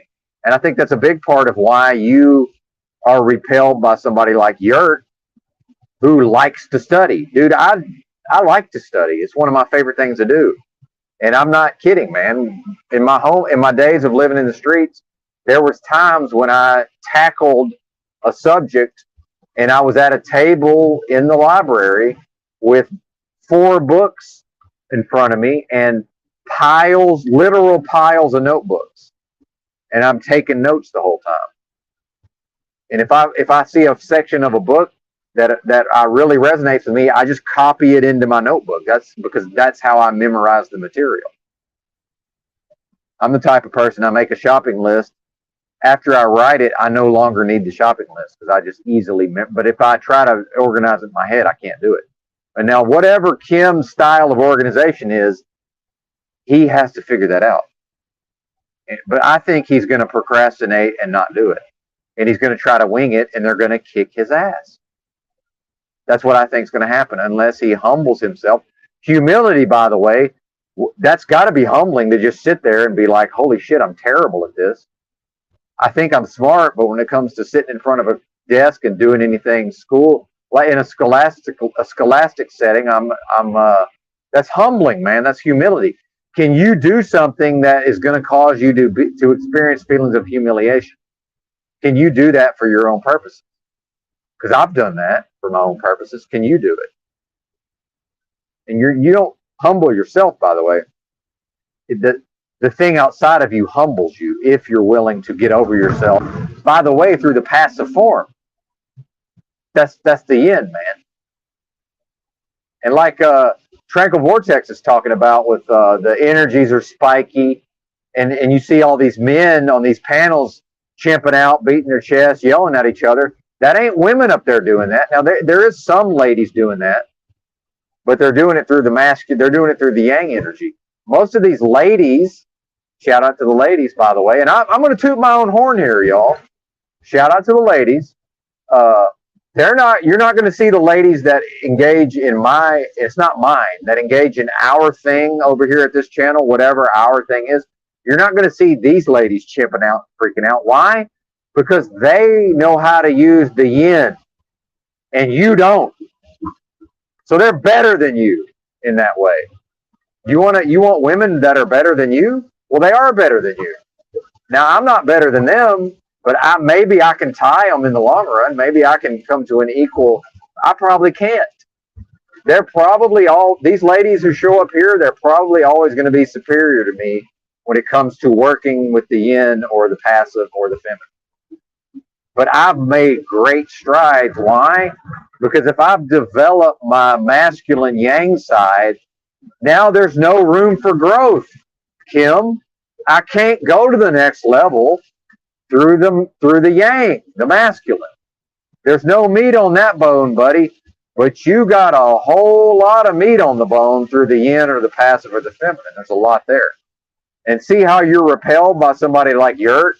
See how you're repelled by somebody like Mitchell? And you're trying to actually, well, you don't know you're doing this. You're trying to take Mitchell and his presentment, and you're trying to force him to present in a more assertive, aggressive, dominant, stereotypically masculine way, which he will do, by the way, but only when he chooses to. He's not ever going to let you bully him into showing that, which, by the way, that's, as far as I'm concerned, that's masculine on its face. The fact that he doesn't care how he looks when he says, no, I'm not going to let you dictate my behavior. Because that's some bitch shit, by the way. If he lets you dictate his behavior, he's showing you he's a bitch. Well, Mitchell ain't no bitch. And I've interfaced with some of these guys who seem very calm and very sensitive and come across in a feminine kind of way with their presentment in the physical space. But I've seen them also get pushed to the point where I've heard a guy just say, look, man, I'm not actually a bitch. Like, what is this, man? Like, you're just making me stand up for myself. Is what I heard one guy tell another guy that. He's like, you're just making me stand up for myself here. Like, would you please leave me alone and just let me be fucking Kurt Cobain? Let me be literal Kurt Cobain over here. By the way, one of the baddest motherfuckers of all time, Kim. Have you studied Kurt Cobain? The actual Kurt Cobain. Not Yurt. Have you studied actual Kurt Cobain? One of the baddest motherfucking artists, one of the most sensitive fucking artists out there. But he wasn't out here taking nobody's shit either. He'd laugh in your face and just say, hey, yeah, man, kick my ass. You ever been to Aberdeen, Washington? I have. You ever been to Aberdeen? Go to Aberdeen and realize that Kurt Cobain went to high school in Aberdeen, was friends with a gay guy who was getting picked on, and Kurt just said, I'm gay. Kurt said, I'm gay. He's not gay. He said, I'm gay, meaning, oh, you're going to pick on this guy for being gay? Well, I'm gay. So come pick on me. What do you think they did to that powerful? They didn't do nothing to it. In Aberdeen, Washington, one of the most redneck backwards places I've ever been. Go to Aberdeen. I've been there. And realize Kurt came from Aberdeen and told those backwards redneck motherfuckers, oh, you think you're going to pick on this gay guy? Well, I'm gay. Do it to me. Leave him alone. Come bring your problem. And they left him alone. See? Because y'all don't understand this. But again, very sensitive artist. Feminist. Okay? Feminist when it meant something.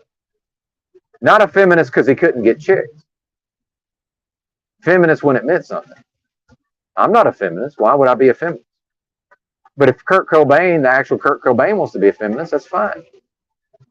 But meanwhile, I love women. I love women musicians. I love female rock bands. So did Kurt.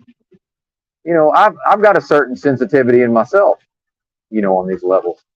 But I was socialized, Kim, where they made me assert myself very aggressively and in a very stereotypically masculine, overtly aggressive manner. But I'm not going to allow you to force me into that necessarily. Which, by the way, isn't that confidence? Isn't that self-assuredness when it's like, okay, I can do this thing you're trying to make me do. I'm just not going to let you put me in a corner.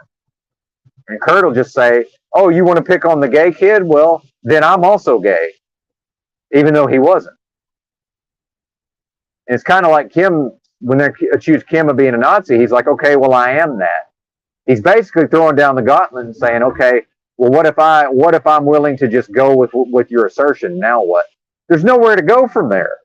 There's just nowhere to go. What can you do? Like, that defeats the entire thing, right? That defeats the entire form. I don't know what this guy's doing. up ahead. Thinks he's changing lanes. We'll just let him have it, I guess.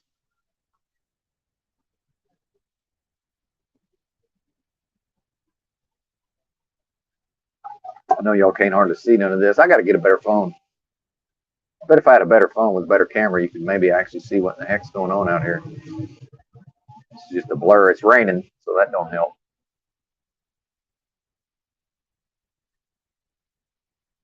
But like the fact that a male comes across in a certain type of sensitive way, that doesn't say anything about what's inside of the male. It's two things have nothing to do with each other. Just like maybe a guy knows how to present himself in a certain macho, stereotypically masculine way, he can still be a bitch and a pussy. He can still get punked and bitch out. And I'm sure Kim has punked plenty of guys who present in an overtly masculine way. I'm sure he has. Do we all really have to continue to assert ourselves just because Kim's around? And now I gotta waste all these energies continuously asserting my aggressiveness. Like, why? For what?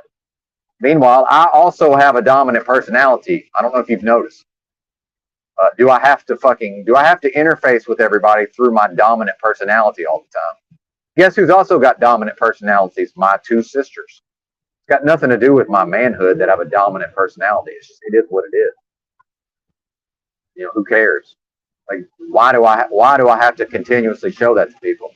It's like, I don't need to act on domination and, again, mind power. I don't need my interface into the realm to be, here I am with a strong personality. And I think we lost Snicker Pie, by the way. Did y'all notice this? And I said, I will offend each and every one of you at some point. I mean, there's no question about it. I think we lost Snicker Pie because I called her out on needing to have a strong personality to work off of.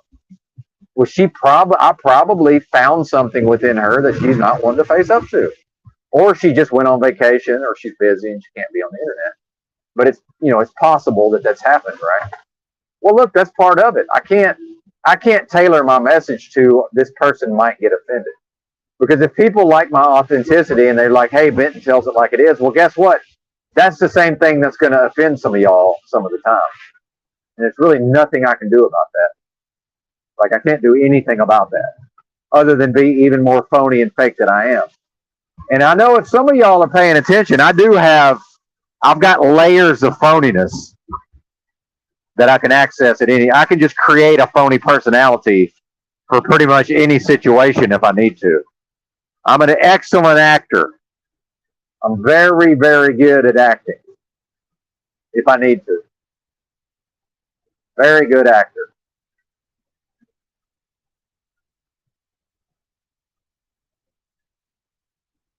Not a problem to create a fucking persona on the fly and just go ahead and present that to people.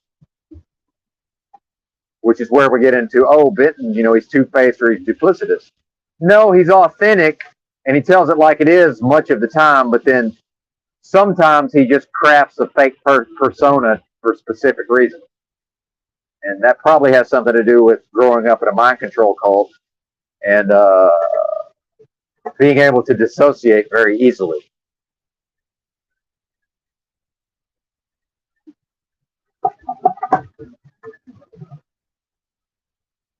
So ex-wife number 2, I don't remember what happened in Santa Barbara, but she was wanting to go online and sign up for a bunch of stuff to try to get jobs, or I don't know what she was doing, but maybe she was going to make a resume and all this. Well, what I figured out, here's how she got through school, is she used her attractiveness to get other people to do her schoolwork for her. So I went to the library with her, and then she, in her mind, I'm going to sit beside her at the computer, and she's going to play dumb like she doesn't know how to use a computer, and she's going to get me to basically make her resume for her while she sits there and acts like a deer in headlights. But she's not dumb, man. So we get to the library, we sign up for the computer, and, I get her logged in, and like, now here's the blank form she's supposed to fill out where she's got some kind of mental block where she's just unable to interface with this for whatever reason by herself.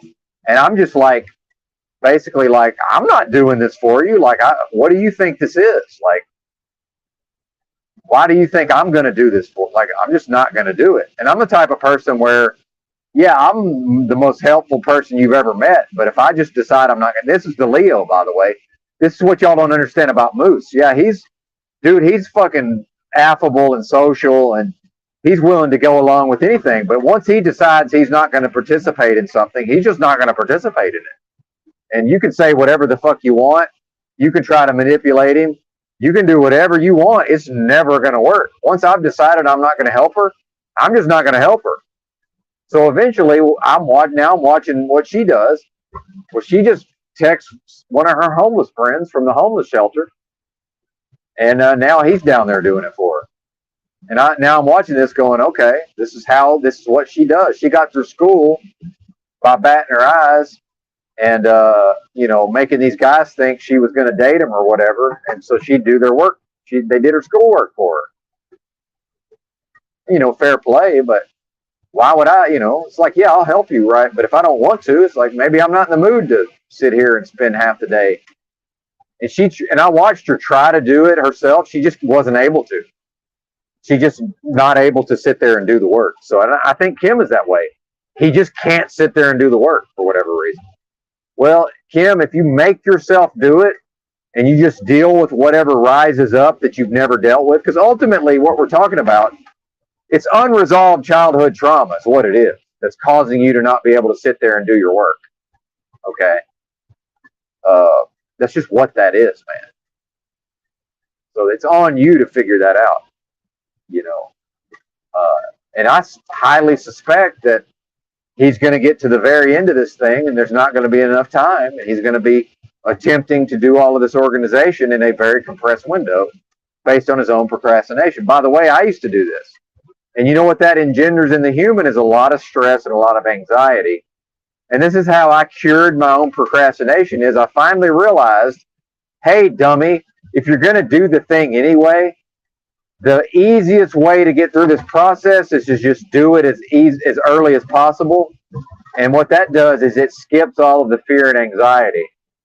And now it's also better because now I'm better able to actually do the thing versus waiting to the last minute, still having to do the thing, but now I don't really have time to do all this schoolwork in the last minutes right before the court case, right? And he's going to get his ass kicked because he's the legal clerk now. He's the legal researcher. He's the fucking he's the law clerk. He's the secretary. He's all of it. He is the legal firm. He is the lawyer. He's all of it. Well, you can't do all that, Kim, and also have mental blocks around. These are people who sit in front of desks all day and read books and write things. And I can tell Kim doesn't read books because he misunderstands certain words. He'll try to use the word espouse, but because he didn't learn the word espouse through reading, he's learned it through hearing it, he's mispronouncing the word. So but when I hear him mispronounce espouse, I know, okay, he's not a reader. It's somebody who's learned words through hearing words, which is fine, but now I know he's not a reader of books. But he's probably read some books, but he hasn't read books like me or Yurt has. Where do you think my vocabulary comes from? It comes from I've read a lot of books. Why did I read a lot of books? Because I like to read books. Or I used to. Now I don't read any books. Funny how that works. I'm a product of the system. I'm just like everybody else. At a certain point, just more or less, the general public has just given up on reading. It's like I'm part of that also. I don't read either. I also don't read books now, but I used to read books my whole life. Well, but guess what? All that knowledge is in my head somewhere, and I have access to it. A fucking storehouse of knowledge in my head. Yay!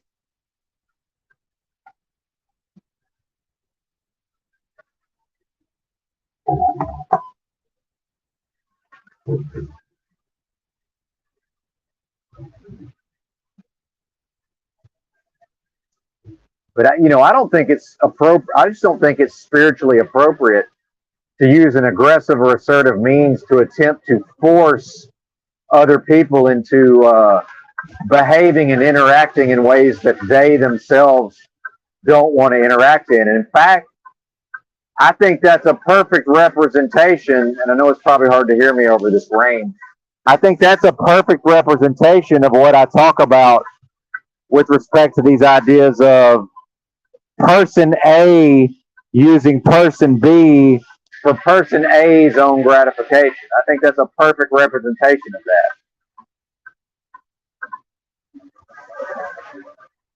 And Kim, I'm telling you, that's not appropriate at a spiritual level. So you can talk about, having a come to Jesus experience. You can talk about all that you want, but if you're going to try to live those ideas, then you cannot behave that way towards other people and live in a Christ-like way. Those two things are incompatible. So part of that is going to be, okay, if I'm going to be Christ-like, if I'm Kim before the storm, if I'm going to be Christ-like, and here I am with Mitchell, now I got to go into the yin. Now I got to go into the feminine. Well, guess who would have been the master of the yin and the feminine? The Lord. If you believe in a literal Christ Jesus here on earth, that man would have been a 100% balance between the masculine and the feminine. He would have been the very personification of the, if you think of the yin and the yang, the visual representation, that man would have been the actual personification of that.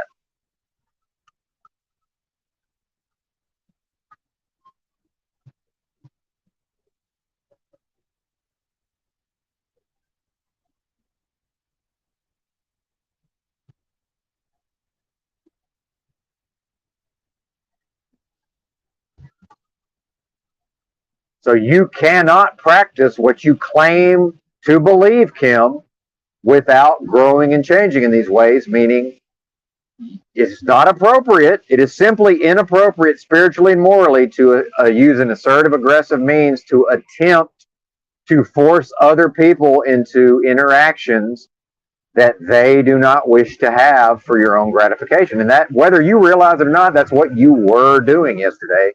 And Yurt was attempting to use logic and reason to show that to you. But you're not, for some reason, you're not willing to listen long enough to hear what Yurt's saying. Because I can tell you this, when Yurt says something based on logic and reason, there's a very high probability that it's logical and reasonable and rational. He's not putting out things, and you can sit here and say, oh, well, that's bullshit. No, you might feel like it's bullshit, which, by the way, that is feminine. That's a feminine thing to be like, okay, well, that sounds some type of way. Well, who cares? I don't care. Who cares how it sounds? If it's logical and correct, why does it matter what it sounds like? I would say that it doesn't matter what it sounds like. And the fact is, I don't feel no type of way about that dog that got run over, because believe me, there's nothing I can do, man. Just nothing. I don't have any emotions around that. Now, I did experience some sort of feeling about the incident right after it happened, and now I'm done. I'm just done with it. Like, bro, it's just a thing that happened. Like, I had no, because it's, again, my interface in the present moment is ideas and thoughts. Ideas and thoughts. This is a thing that happened. When Yurt is saying words that represent thoughts and ideas, how you feel about his tone of voice, his man bun, the fact that he's read way more books than you and knows how to write papers way better than you do, that has nothing to do with anything, man. It's still either logical, rational, and reasonable, or it's not. And I'm here to tell you that he's not. While you can pick apart some of what he says, you can't just dismiss out of hand every word that comes out of his mouth. It's just simply impossible, because he's too intelligent. And he knows that he's got to co-sign whatever he's saying. Why? That's called intellectual integrity. And Yurt, whether you like it or not, Yurt is interacting in a realm where he knows he must exhibit intellectual integrity. He has to do this thing. He has to. Anyway, let me call my company and get my card activated. It's almost time for fuel.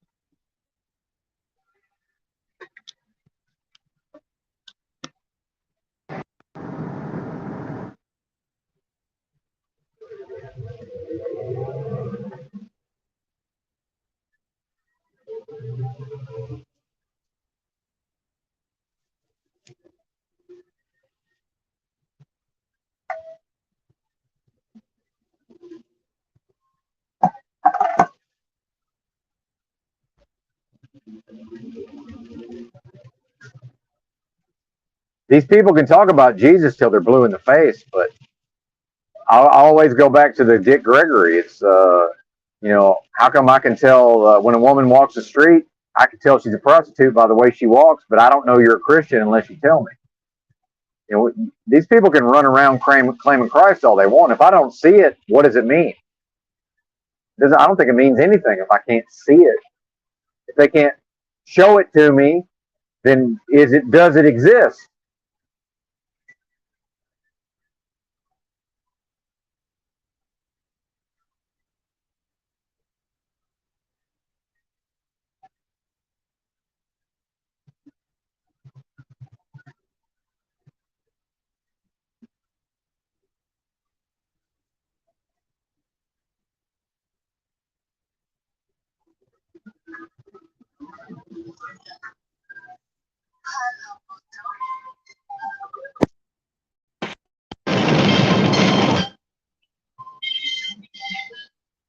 Hello. Hey, how's it going? Hey, I'm almost to my fuel stop. I think it's Muskogee, Oklahoma. I believe. If you can turn on my fuel card, I would appreciate it.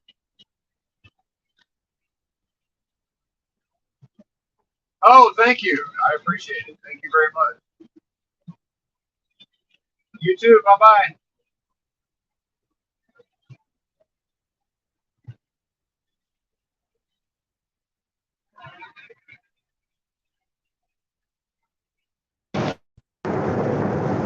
All right, we back.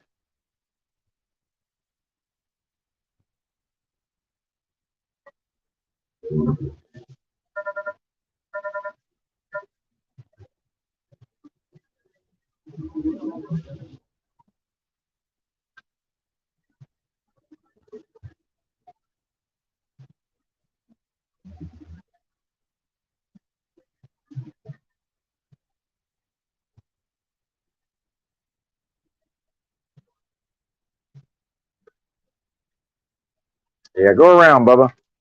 Tired of looking at you.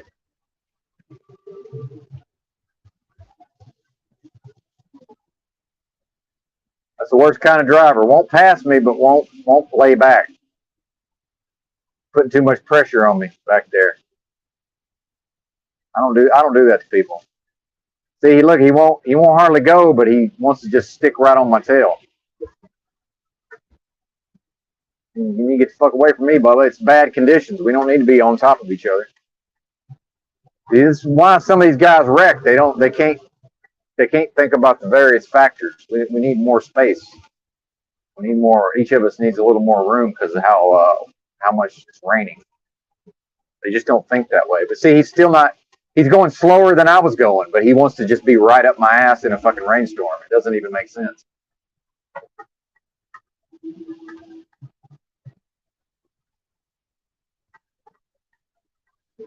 Very strange.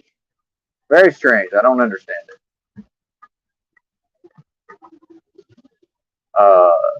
Like I say, these people can, like Paleo, this Paleo Edge guy, this 22-year-old. Yeah, I understand he's filled his head with all this intellectual dogma and knowledge about religion. That don't mean nothing, sir, unless it's connected to the rest of everything else. That until he figures out how to connect that with his spirit and his physical body, his energy sphere, what's he understands intellectually, I would say, is actually probably detrimental. And then I also see he's in a group of people where they want to then take that intellectual knowledge and try to attack other people with their own intellectual knowledge, right? Like, this is not a thing, man. This is not a thing.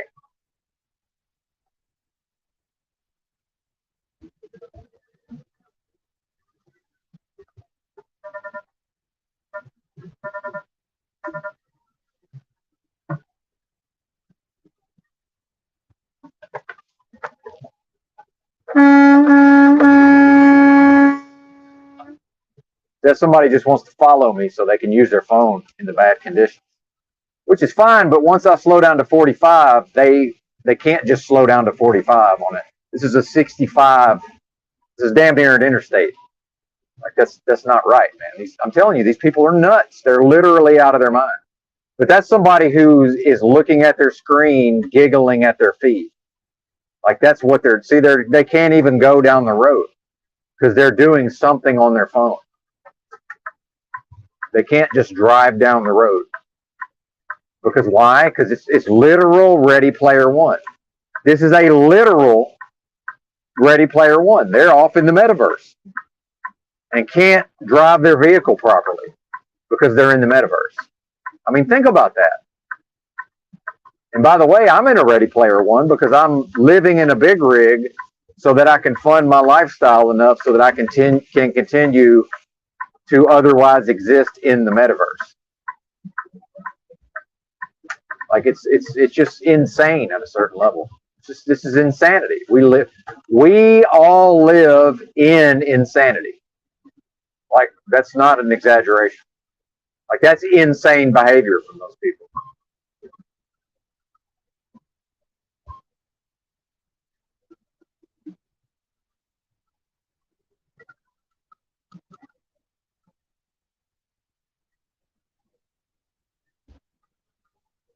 It's like, again, why do you think Benton doesn't get in wrecks? Well, part of that is when it's bad conditions, there's not a bunch of bozos just right next to my rig. Like, what is this? If it's dry and the sun's shining and everything's good, then that's a little bit different. Adjusting the driving to suit the conditions. It's not complicated.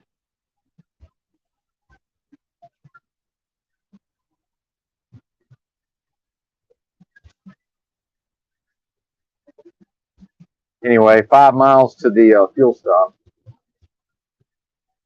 which I think is on the left, if I remember. Can't recall. I don't think I've ever even gotten fuel at this particular place.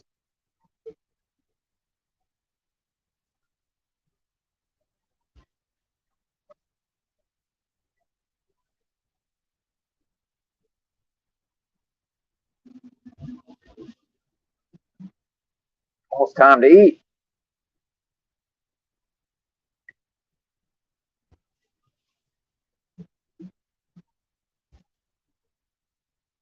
But again, it's not for me to tell people how to do their spiritual practice, but I can certainly give them some tips here and there, and I can certainly point out when it's like Paleo, dude. He's not living the thing, man. He's just not. It's obvious. Because whenever he called upon to testify, the dude starts giving his biography and talking about how he relates to Freemasonry. It's like, that has nothing to do with Christ of the Bible. What the hell does Freemason? You see what I'm saying? Like, I'm listening to this going like, does he really think this is his testimony? I don't know what this is, but it's not. It's his biography. It's not his testimony. What is this? So I can understand that he has no connection to spirit, none. And by the way, Paul correctly deduced that in the moment. He said, "Well, you're not connected to this thing. So how are you going to tell me about it?"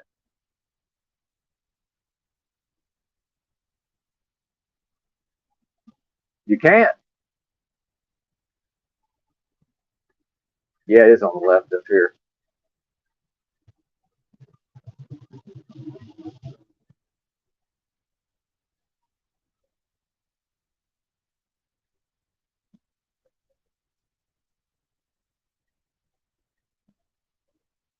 So the thing is, all that intellectual understanding of dogma, scripture, and religion is worthless. Worthless. And in fact, I would say counterproductive. Uh, and all this. And I didn't, I've never been interested in the Jim Bob side of things, but apparently this is all of this. You got these Jim Bob imitators, and they want to, they want to lay back in the cut and wait till religion comes up and then just ask this series of probing questions, but it's always from a position of assumed higher authority.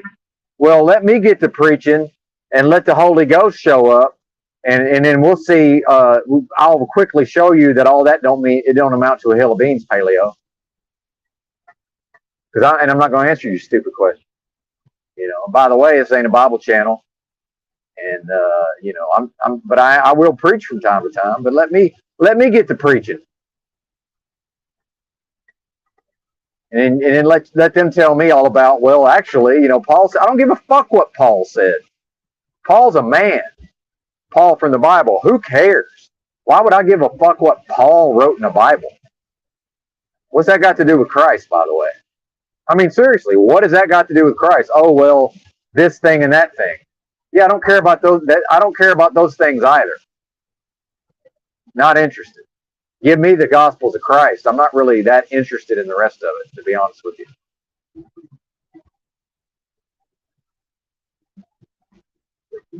Oh, well, you'll cite the Bible when it's convenient. Yeah, I'll cite anything I want when it's convenient. It's called life, man. And by the way, tinfoil, deal with it. Put on your big boy pants and deal with it.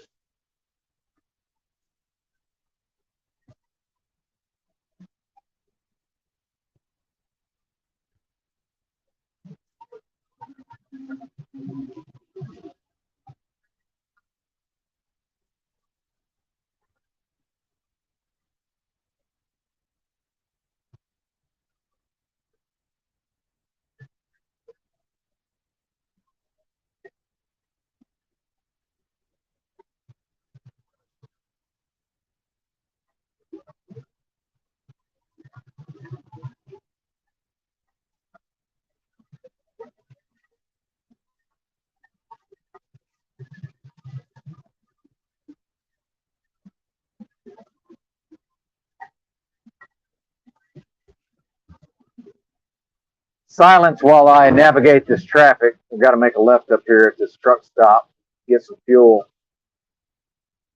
And Oklahomans are notoriously poor drivers.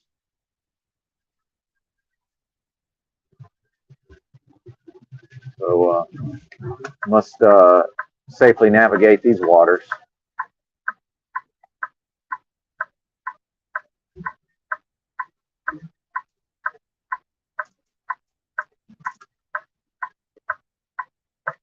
There's no turning lane, as you may notice. Where's that guy going? That's the auto entrance. You going in through the out there, Bubba. Oh, he's going around I see what he's doing. He's going around the corner. I'm actually going in the wrong way. How about you? Now we're going to really do something verboten. We're going to bust through here and do a U-turn, but we're probably going to run right headlong into that guy who just made the left at the intersection.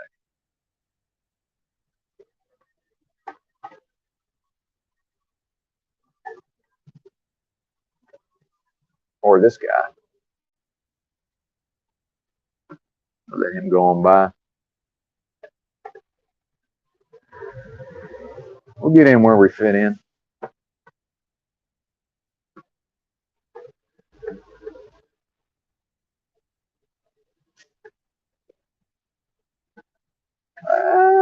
pretty pleased with myself how that all worked out. Now y'all couldn't see just exactly what happened. Yeah, that worked out perfectly with the timing.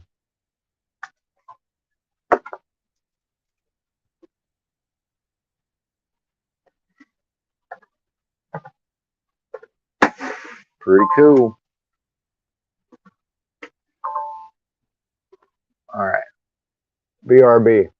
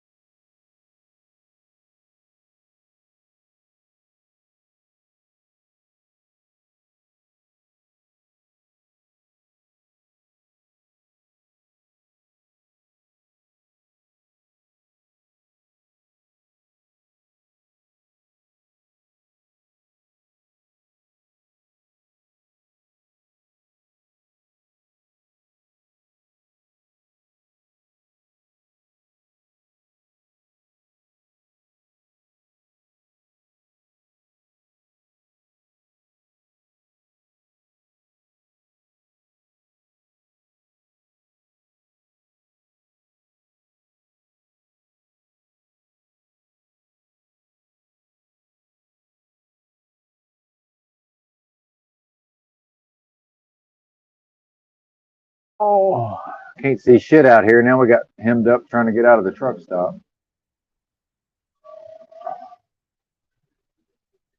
I don't see nothing, man.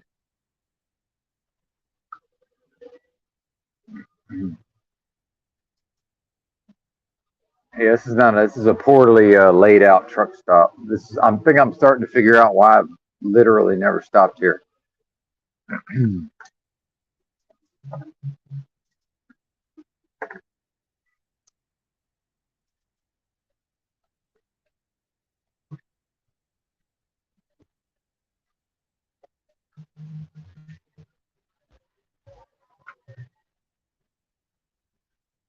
This is a clusterfuck.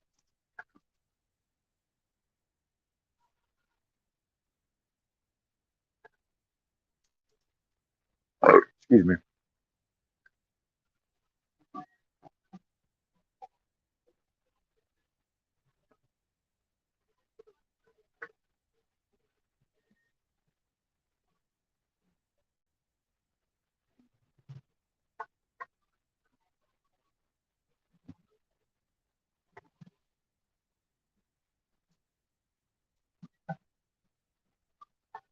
Oh, my lights aren't on. Well, that probably has something to do with it.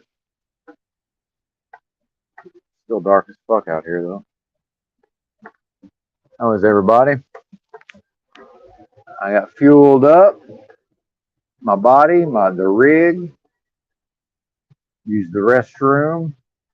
Ready to resume, and I believe I'm supposed to stop to go to Walmart here in about 25 miles. I don't know if I want to do that in a rainstorm. Oh, and then the light, of course, the light turns green. I love truck driving sometimes. Watch this. It's going to be hilarious. Yep. You don't deal with that in your car now, do you? Well, the light's green. Well, too bad we can't make it to the light because it's going to turn by the time we get up there. And I don't run the yellows. Almost never.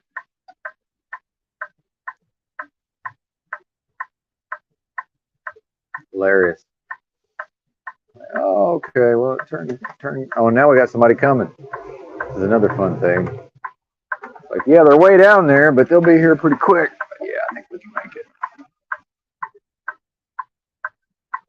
Big old storm. I guess we'll stop and get wet. I'm out of water, so I have to go to Walmart today. Have to. No choice on that. Like we'll be getting wet. If I had water, I think I've got enough of everything else that I could skip it today. But totally out of water. It's unusual. I don't normally ever run out of water. Well, that's not true. I actually, well, wait a minute. I forgot I've got my my extra stash, my emergency stash. But do I have enough empty bottles? It's still 2.5 gallon. You know those big 2.5 gallon jugs with the stupid spout on them? Those things are just about worthless unless you can, as soon as you open it, pour it into something else. I found. Yeah, I don't know.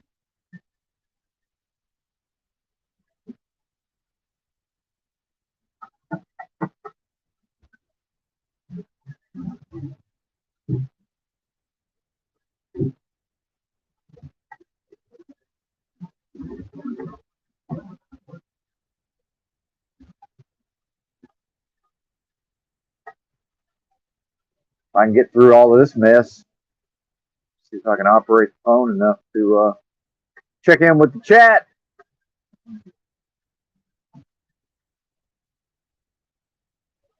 I knew that was going to change too. I knew it. Couldn't stop for that one. My gut told me it was going to change though.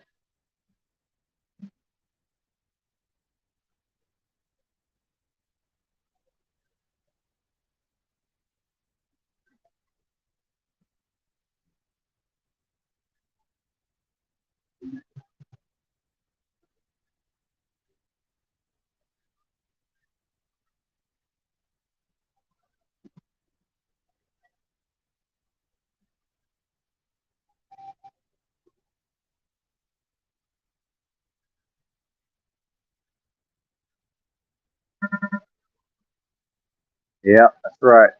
Who stopped the rain?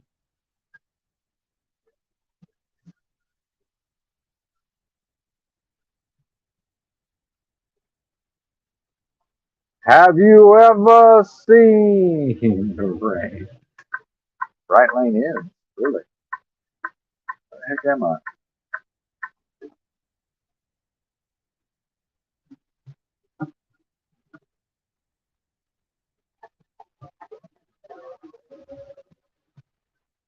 Yeah, John Fogerty from Creedence Clearwater Revival, when he wanted to have his solo album, his record label was able to, or Creedence's record label was able to sue him, keep him from releasing his already recorded solo album because they were saying that he sounds too much like Creedence Clearwater Revival.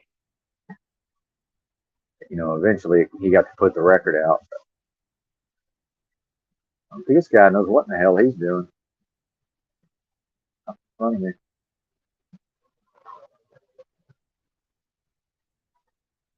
Might be new. Might be a rookie. I can't tell what lane's what. No, you can't see the markings when it rains like this.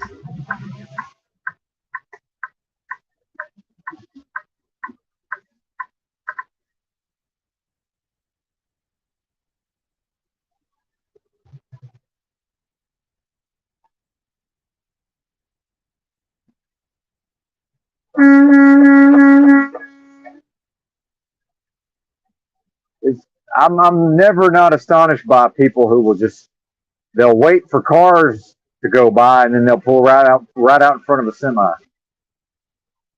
Which that wasn't too bad, other than the fact that it's raining.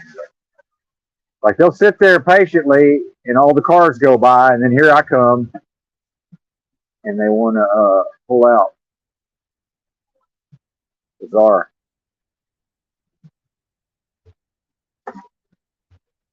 It's gonna be way worse if I run into you.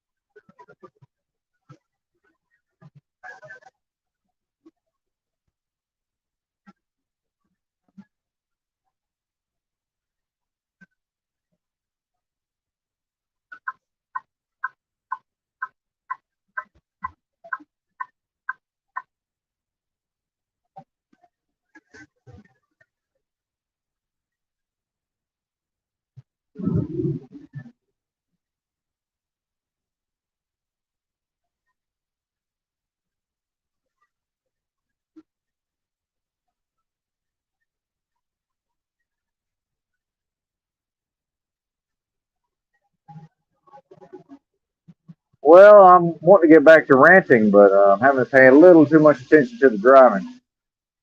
Once we get out of this town, maybe. Can't hardly see nothing. And usually I got a real good layer of Rain-X on my windshield, but I've gotten lazy and I've failed to do that. I should have done that yesterday. Totally forgot.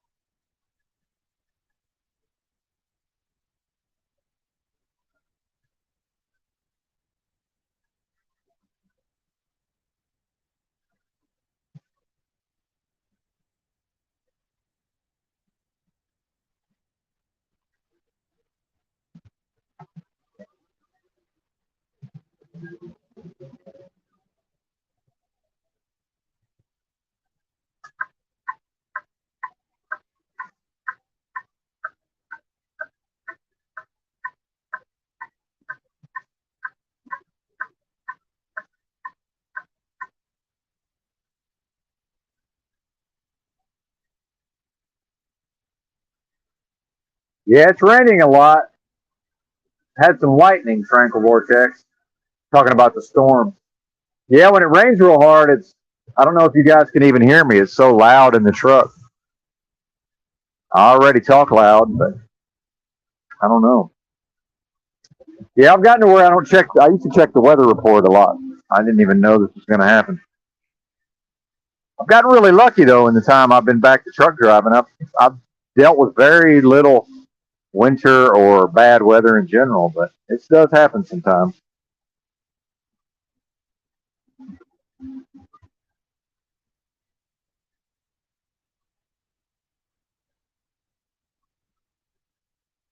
Makes me want to go back to sleep when it's raining like this.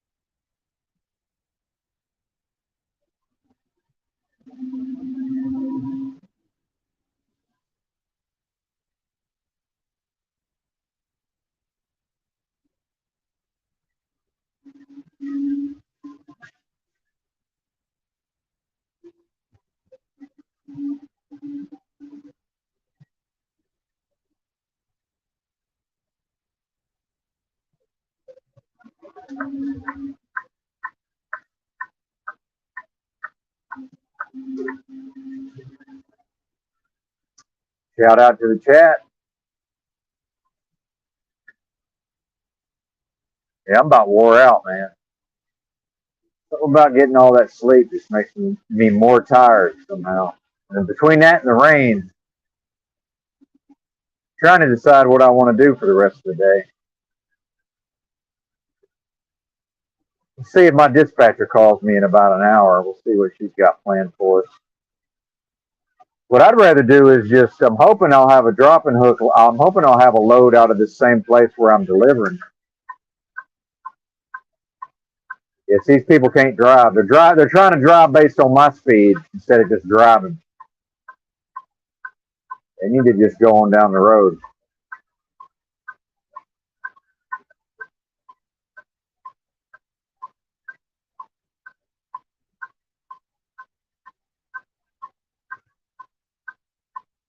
I can go 55, 60 in this no problem, but not with that car right next to me.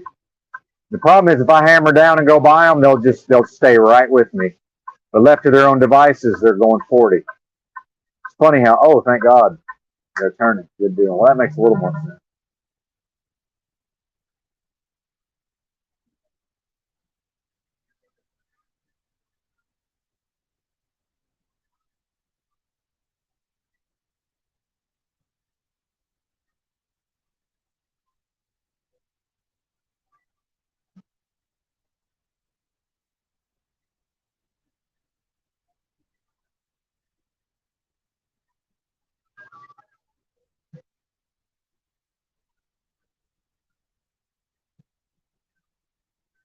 Man, I haven't had to pay this much attention to my driving on the stream in a while.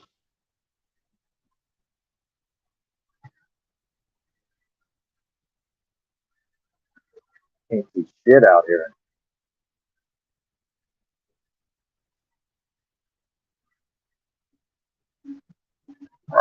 Excuse me. Sorry for the burping. What's going on?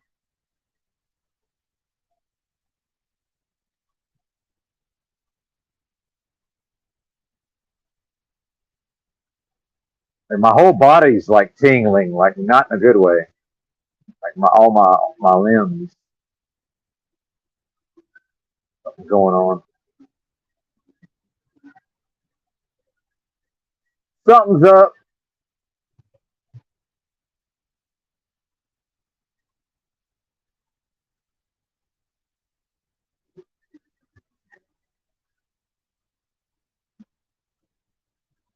Well, I've done enough long streams. I don't know. I might actually end the stream early. See how long's it been? All right. Only 4 hours. Yeah, I might cut it short today, maybe.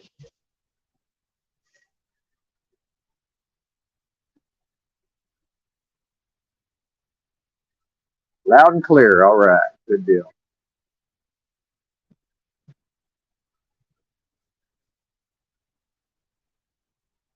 Yeah, it'll get you, RT. Yeah, I can actually handle it usually, but shout out to RT, by the way. Hey, I seen you on Get Chalked Up, man. I thought you did pretty good on there, on that panel. Thought you did pretty good, sir.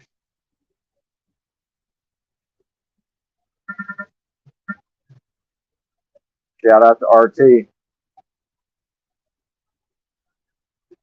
Yeah, I drove that one day, 7.5 hours on a sheet of ice on I-20 out in a very thin sheet of ice, which is actually your worst, pretty much your worst type of ice.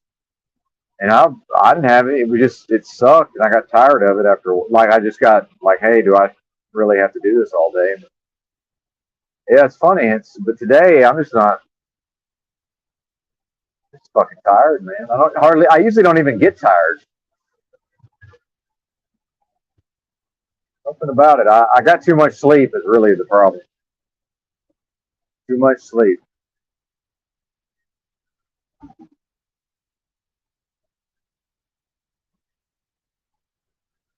Yeah. I actually like driving in the rain, I have to say. For whatever reason, I've always been a pretty good driver in the rain. The visibility, I guess, is the main problem. Need that sun to come up, or at least enough where I can see a little bit.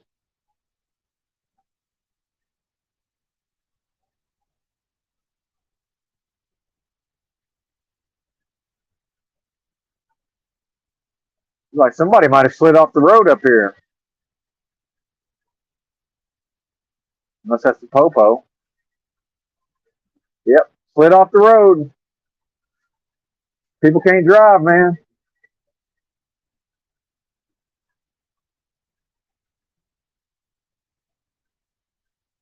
Well, that's another thing about Dallas. If it's raining all day in Dallas, I'm not even gonna mess with it today.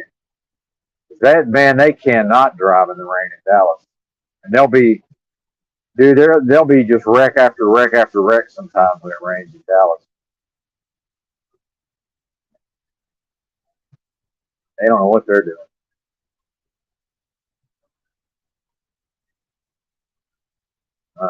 Once I get up here and stop, we'll check the weather. But yeah, I think I might end it. Every time I end the stream and say I'm going to come back later, I never do, but who knows. But yeah, it's good hanging out with y'all. Cut it short today. I'm going to get up here, get my shopping done, and by then it'll be time for my dispatcher to call me. So I'll make the plans for the rest of the day and figure out what I'm doing. I might call it an early day. So we'll see what's going on. Thanks for watching. We'll talk to y'all later.